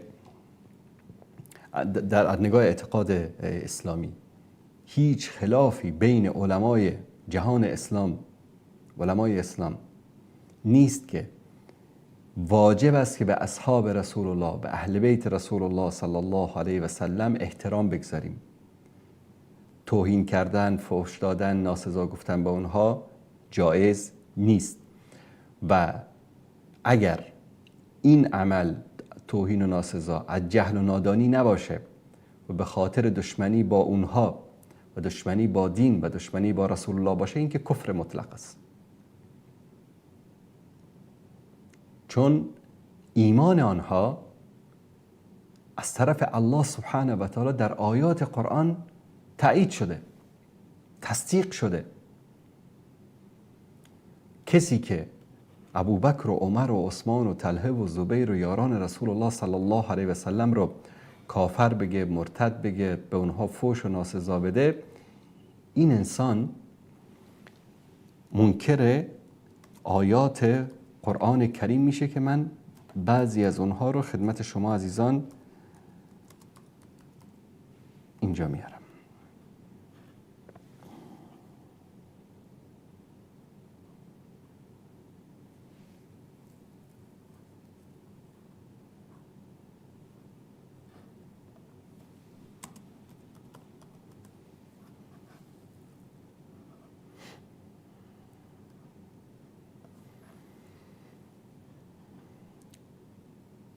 دوستان نشون بدن والسابقون الاولون من المهاجرین والانصار، پیشگامان نخستین مهاجرین و انصار. پیشگامان نخستین کیا بودن؟ کسانی که در شروع با پیامبر، قبل از پیامبر یا بعد از پیامبر هجرت کردن، به اینا میگن السابقون الاولون من المهاجرین. والانصار کسانی که آمدن در بیعت عقبه اول و دوم با پیامبر صلی الله علیه و سلم بیعت کردن، ایمان آوردن. والذین تبعوهم به احسان، کسانی که از آنها متابعت کردن به احسان یعنی ایمان آوردن. رضی الله عنهم، الله از آنها راضی است. و رضوا عنه،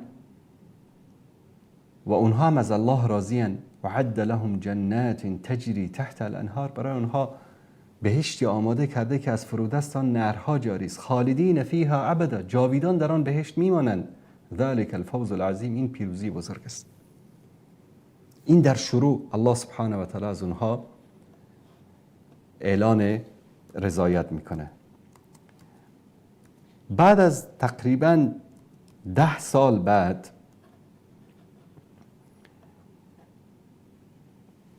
یک سال قبل از فتح مکه، الله سبحانه و تعالی در بیعت رضوان یک بار دیگر از همه صحابه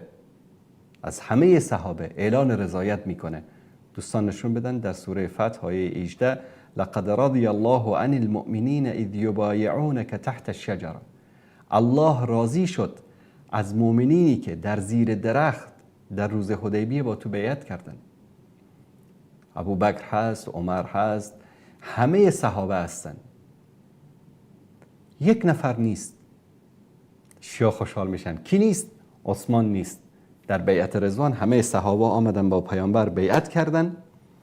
الله متعال این آیه را نازل کرد لقد رضی الله عن المؤمنین اذ یبایعونک تحت الشجره، الله راضی شد از مؤمنینی که با تو ای محمد صلی الله علیه و سلم در زیر درخت بیعت کردن.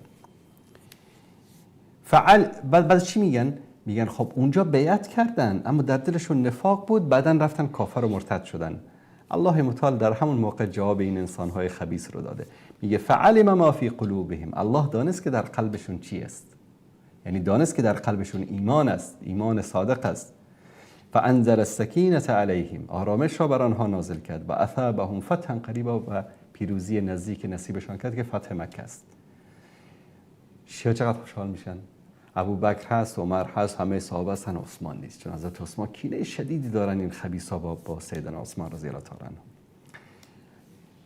عثمان رضی الله تعالی عنه رو پیامبر به عنوان سفیر فرستاد پیش مشرکین. خبر آمد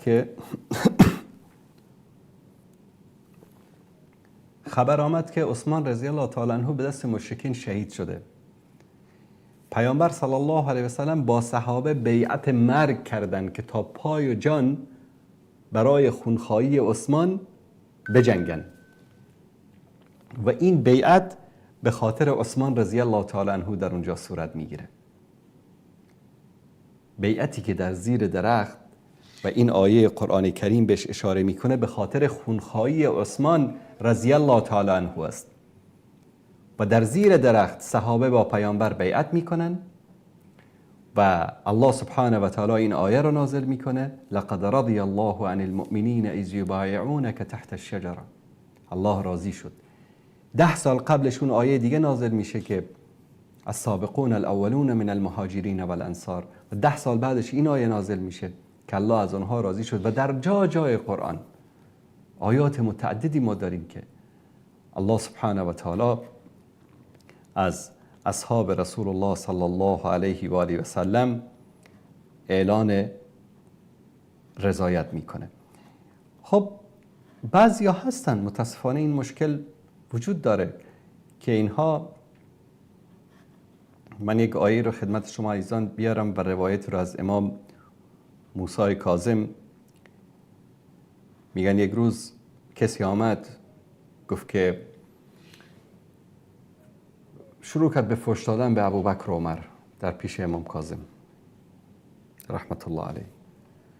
ایشون در جوابش گفت میبخشید شما از جمله همان کسانی هستید که الله متعال در آیه 8 سوره حشر میفرماید که للفقراء المهاجرین الذين اخرجوا من دیارهم و اموالهم یبتغون فضلا من الله و رضوانا و ینصرون الله و رسوله اولئک هم الصادقون.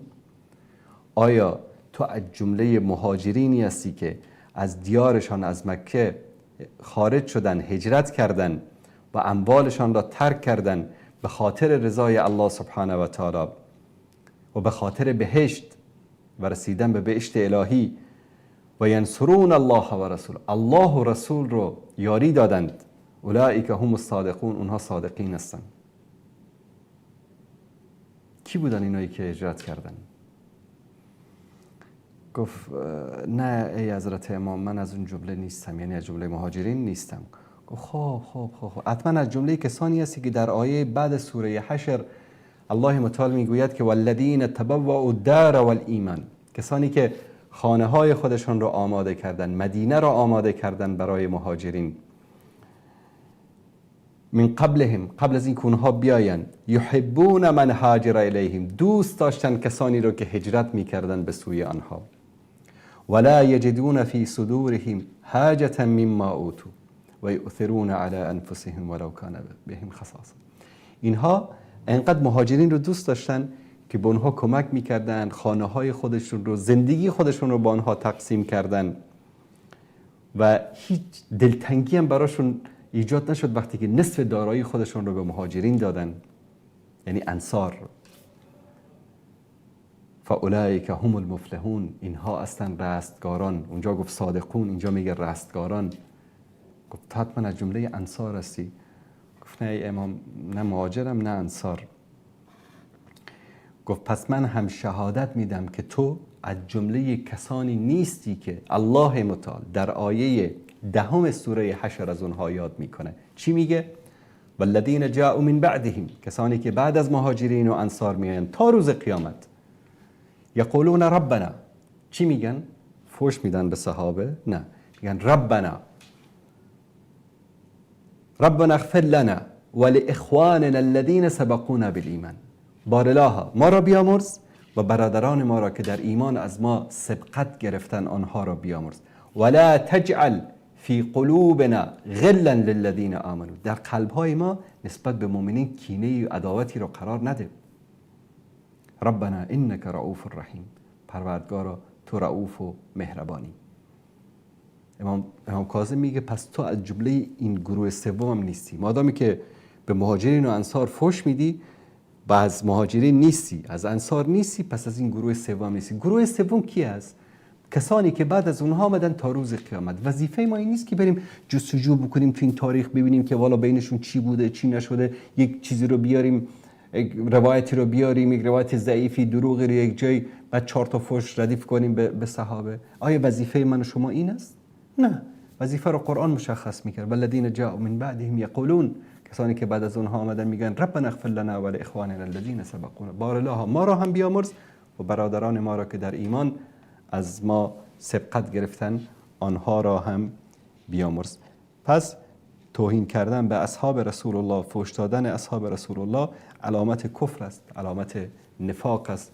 کسانی که در دلهایشان بیماری کفر و نفاق باشه با اصحاب پیامبر دشمنی می کنند.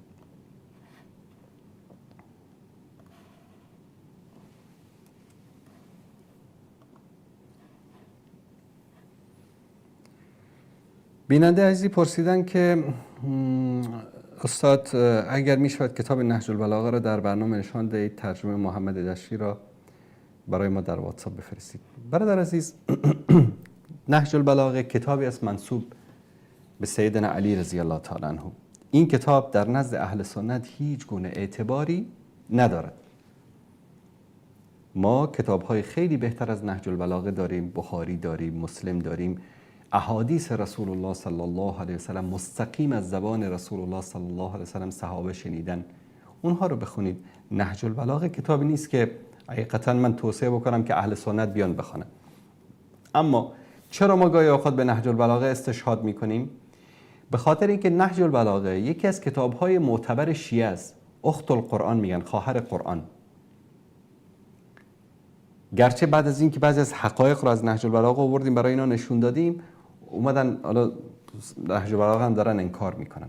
اما در این شکی نیست که یک کتابی است که جایگاه ویژه‌ای در نزد شیعه داره، منسوب است به سیدنا علی. کتاب منسوب است به سیدنا علی. در خیلی از روایت‌های این کتاب رد اعتقادات شیعه است. مسئله توسل، مسئله امامت، مسئله عصمت، مسئله صحابه، مسئله ابوبکر و عمر و عثمان رضی الله تعالی عنها و غیره. خیلی از مطالبی که در این کتاب هست رو میشه بر علیه شیعه، بر علیه اعتقادات شیعه استفاده کرد، گرچه که اونا آمدن در شروح نهج البلاغه دستکاری‌ها کردن، تعریف‌ها کردن، اما این کتاب در نزد اهل سنت از هیچ جایگاهی برخوردار نیست. این را هم خدمت شما عزیزان عرض بکنم که این کتاب هیچ سند صحیح نداره. حتی اسناد این کتاب، مثلا یکی از خطبه‌ای که خیلی بر علیه اهل سنت میان، بر علیه صحابه میان از استفاده، این خطبه شقشقیه است که خدا اینا رو شق بکنه. خطبه شقشقیه خود سندش مشکل داره، حتی بر اساس علم روایت شیعه، علم حدیث شیعه، این سند این روایت مشکل داره و کسی که این کتاب رو نوشته شریف رضی است و این شخص تقریباً 6-7 نسل بعد از سیدنا علی رضی الله تعالی عنه این کتاب رو نوشته و همه اسانیدش رو هم حذف کرده.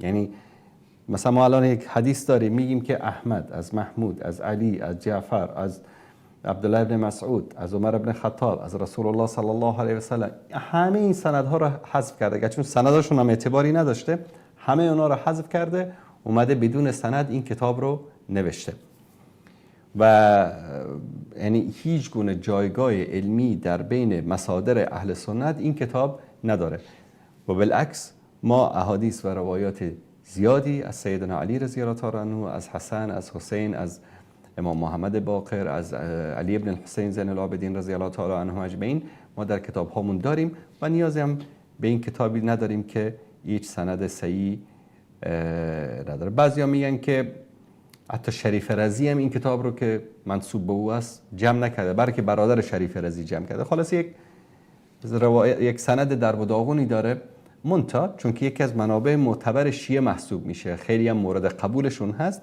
ما بر علیه خودشون از کتابای خودشون گاهی اوقات استناد میکنیم.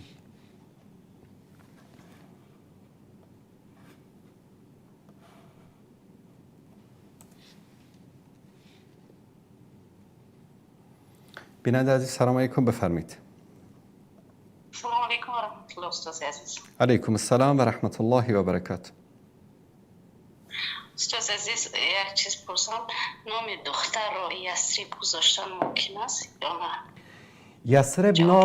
یثرب نام زمان جاهلیت مدینه است. این اسم زیبایی نیست و اسم مدینه بهترین اسم است. یعنی مادرش مدینه نام دارد و میخواهد که فرزندش رو یثرب گذارد. نه، یثرب اسم جالبی نیست، یکی از اسمای زمان جاهلیت است. رسول الله صلی الله علیه و سلم وقتی به مدینه آمدن اسم یثرب رو عوض کردن، اسمش رو مدینه گذاشتن. میتوانن اسمای دیگری انتخاب بکنن، مثل فاطمه، مثل عایشه، مثل خدیجه، مریم و اسمای زیبایی وجود داره. اسم یثرب اسم زیبایی نیست. استاد عزیز روم هم ممکن است؟ بله؟ روم یعنی ریم اسم عربی است. من معنی دقیقش رو نمیدانم، اما اسم عربی است. فکر میکنم اشکالی نداشته باشد اسم ریم. بازم من اینو چک میکنم، به شما اطلاع میدم. تشکر شما. سلام.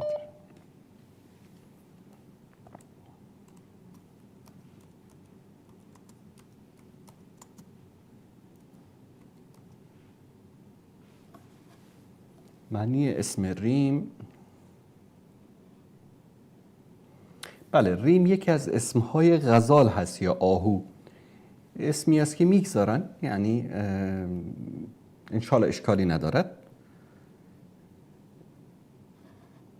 ریم بله، اشکالی ندارد انشالله اسم ریم.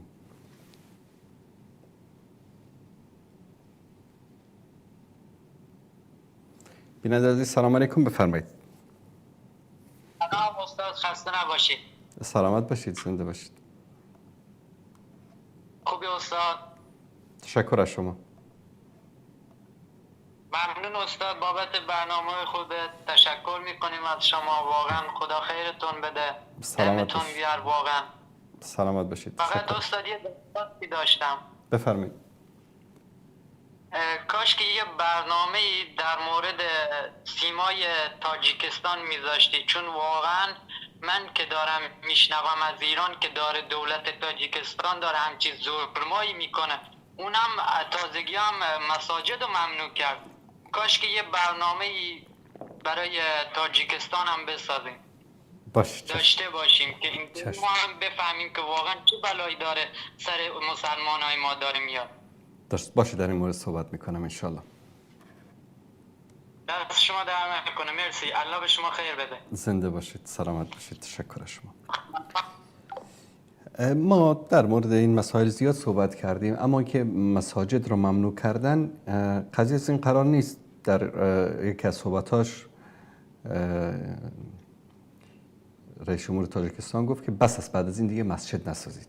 خب این بس از مسجد نسازین خودش نشأت گرفته از اون کینه و عداوتی که نسبت به اسلام و مسلمان ها دارن.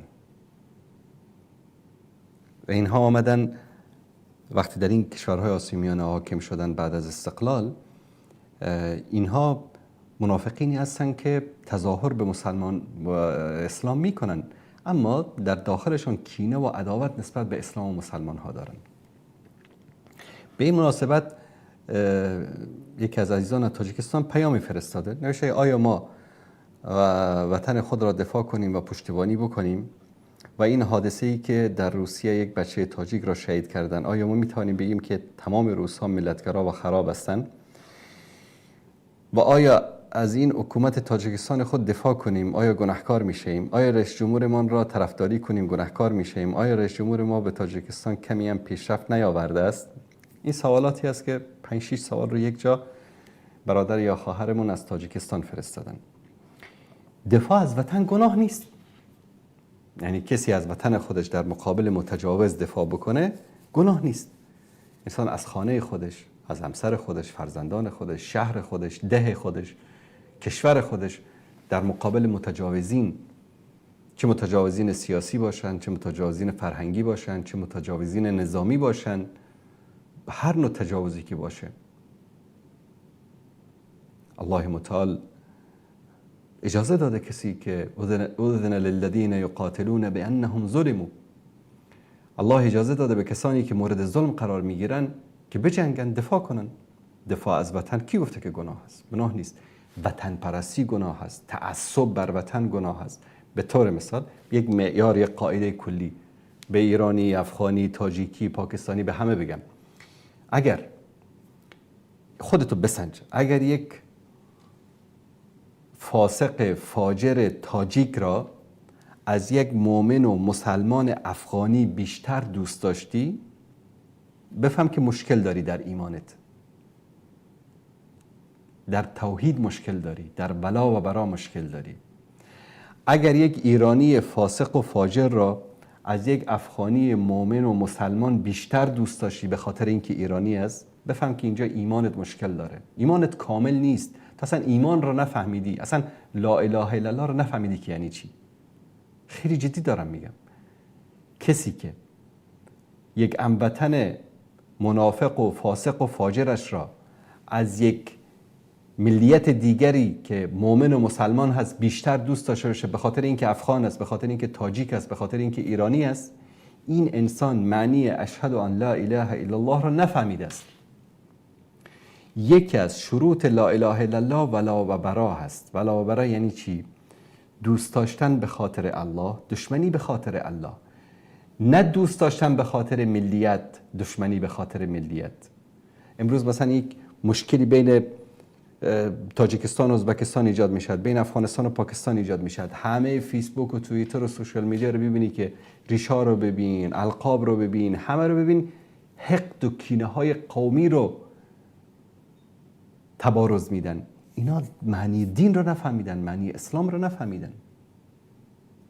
اون مسلمان مؤمنی که در اقصا نقاط، در آلاسکا باشه، در مغولستان باشه، در چین باشه، در روسیه باشه، در بلژیک باشه، در برزیل باشه، در جنگل‌های آمازون باشه، مسلمان و مؤمن باشه، برای من دوستدارتر است از برادر تنی من که از یک پدر و مادر باشه اما فاسق و فاجر و کافر و مرتد و منافق باشه. این اصل ایمان این است، ولا و برا، دوستی و دشمنی برای الله سبحانه و تعالی. در مورد حادثه کودک تاجیک، این اولین حادثه نیست، آخرین حادثه هم نیست و صدها تاجیک بیچاره بدون اینکه مورد بازخواست قرار بگیره در روسیه در سر کار کشته شدن، توسط کارفرمایشان کشته شدن، در زیر کارهای شاقه کشته شدن، حتی جنازه های اینها رو کسی پرسان نکرده، هیچ کس از آل احوال اینها جویا نشده، نه از خودشون نه از خانواده‌هایشان، نه حکومت تاجیکستان از آل اینا پرسیده و حتی یک اعتراض نکرده. امروز بینی یک آمریکایی در یک جای خون بشه، به پای یک مثلا سعودی یا یک اروپایی، یک کویتی، یک قطری، یک کشور دیگری در یک جای خاری بخله، حکومتش، سفارتش، قنصلگریش میپرسه چرا این کار باید بشه. اما باور کنید در قضیه این کودک محکومیت و عکس العمل‌های روس‌های مسیحی بیشتر از علما و دعوتگران و حکومت و سردمداران تاجیکستان بود. روس‌ها بیشتر دلسوزی نشان دادن. به خاطر همین ما نباید به خاطر گناهی که یک شخص مرتکب شده یک ملتی رو کلاً بزنیم. این کار درست نیست. الله سبحانه و تعالی در قرآن کریم، این آیه رو برای شما بیارم،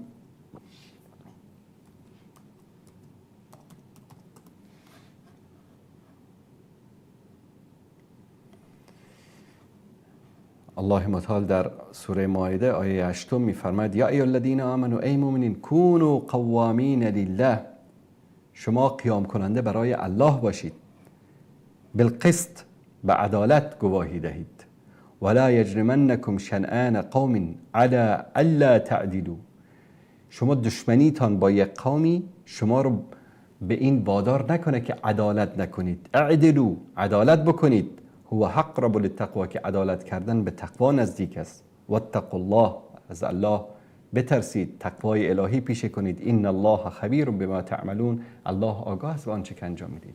یک نفری رفته کسی رو کشته، کودکی رو کشته، بزرگی رو کشته، قتل است، جرم است.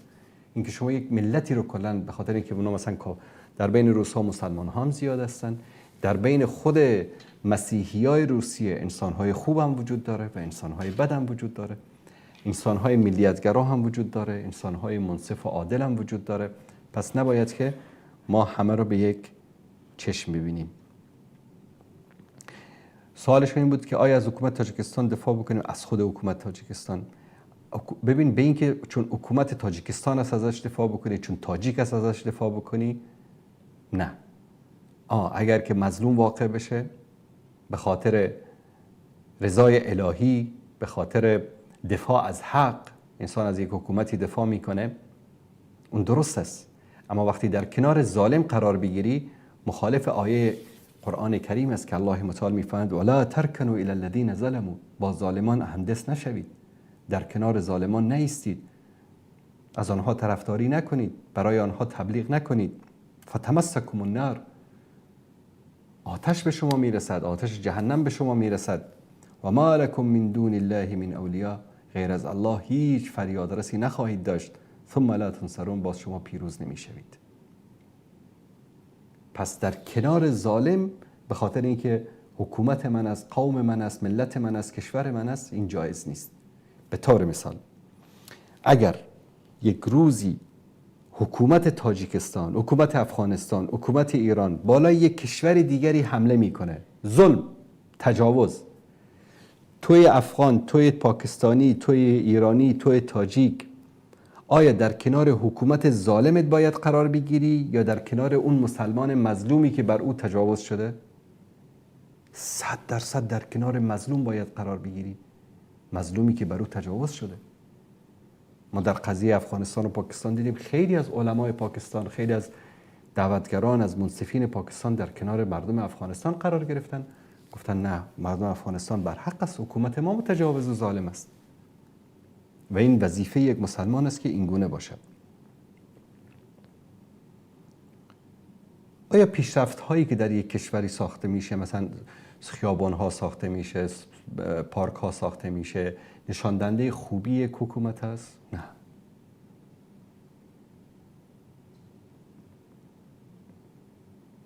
ساختن پارک ها، شهرها، اگه اینطوری باشه مثلا در اروپا و آمریکا خیلی ساختمان های بلند هم ساختن، پارک های شیک هم ساختن. اسلام مخالف پیشرفت و ترقی و تمدن نیست، اما در اسلام انسانیت مهمتر از همه چیز است. ساختن فکر و عقل و انسان کامل مهمتر از ساختن برج ها و خیابان های لوکس است. شما مثلا در دوشنبه آمدن خیابان های شیک ساختن، اوکی، دستشون درد نکنه. ساختمان های بلند ساختن، بسیار جالب. خیابان های خیلی لوکس ساختن، پارک های زیبا ساختن، موزه ها ساختن، کار بسیار عالی. اما چند کیلومتر اون طرفتر برید که در روستاهای تاجیکستان مردم در چه وضعیتی زندگی میکنن. حتی این بی‌حیا چند وقت پیش در یک از سخنرانیاش گفته بود که زنهایی که از روستاهای تاجیکستان میان در دوشنبه لباس درست بپوشن. یعنی چی؟ در دوشنبه مردم از خارج میان و میبینن و توریستا و اینها، مثلا اون لباسهای دهاتی و اون سر و وضع خراب مردم تاجیکستان رو نبینن. یک نفاق. یک جایی رو قشنگ درست بکن، هر روز فیلم بگیر با هواپیما از زمین، از آسمان که با این چیز قشنگ درست کردیم، چند کیلومتر اون طرف‌تر مردم زندگی ابتدایی ترین امکانات زندگی رو ندارن. این که نمیشه اسمشو گذاشت خدمت. ببینید دوست عزیز، اسلام در میان دو جهان ایستاده است، جهان مادیات و جهان روحانیات. اسلام نه تنها به ماده ارزش میده، نه تنها به روح ارزش میده، روحانیات. اسلام در وسط ایستاده و هر دوی اینها رو به شکل توازن و برابر و مساویانه بر حسب نیاز بشریت تامین میکنه. اسلام مخالف تمدن نیست، مخالف مادیات نیست. ولا تنس نصیبک من الدنیا، نصیبت از دنیا فراموش نکن.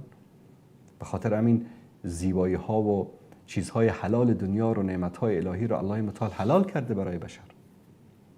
اما این که به جهان به دید مادیگرانه مثل که امروز در غرب وجود دارد ببینیم، این مشکل است. اما مثل صوفیای گمراه که فقط همه چیز رو در روحانیات خلاصه بکنیم، این هم غلط است. تمدن اسلام به قول علی عزت بیگویچ، رئیس جمهور سابق بوسنی الله متعال رحمتش بکنه، میگه اسلام دینی است که در بین مادیات و روحانیات از سجده شروع میشه و به عدالت اجتماعی ختم میشه. چه جمله زیبایی است. اسلام دینی است که در بین مادیات و معنویات و روحانیات با سجده آغاز میشه و به عدالت اجتماعی ختم میشه. همه اینها رو اسلام چیکار میکنه؟ در بر میگیره. اسلام قلب رو تربیت میکنه، روح رو تربیت میکنه، انسان رو تربیت میکنه تا این انسان با این روح و با این قلب نظامی بسازه که دنیا و آخرت بشر رو تامین بکنه. و این که ما مثلا خیابان‌های لوکس درست بکنیم، ساختمان‌های بلند دنیا گل و گلستان نمیشه. در زیر اون ساختمان‌های بلند نیویورک و سان فرانسیسکو و کالیفرنیا و لندن و پاریس و هامبورگ و برلین و شهرهای مختلف همین اروپای مادیگرا، هزاران هزار انسانیت، معنویت، روحانیت، اخلاق دفن شده و امروز اونا میگردن دنبال اینها، اما نمیتونن در جامعه پیدا کنن چون جامعه عوض شده.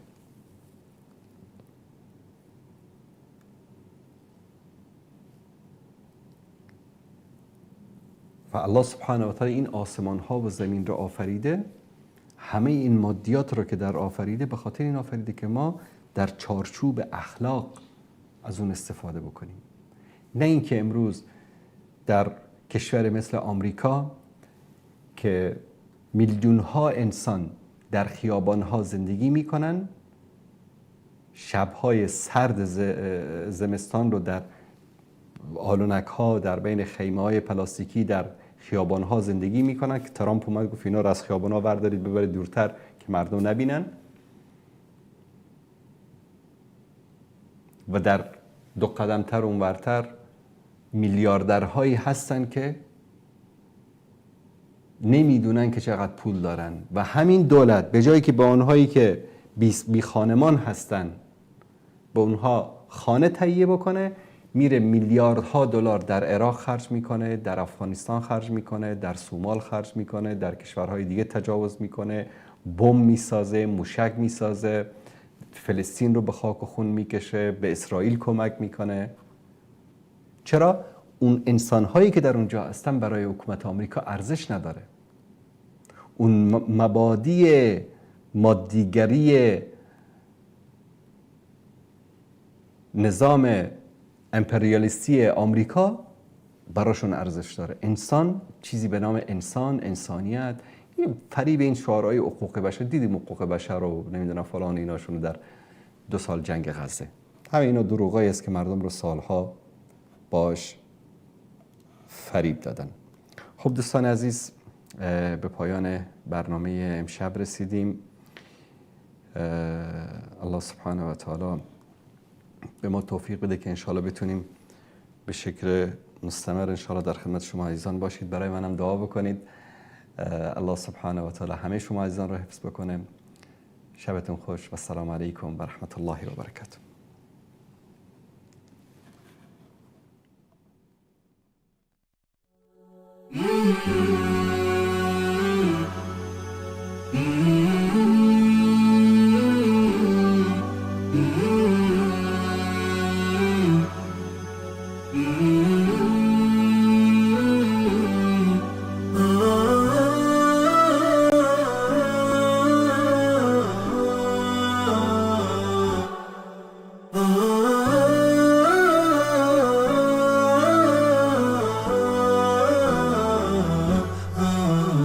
نداء الحق صوت قد شجاني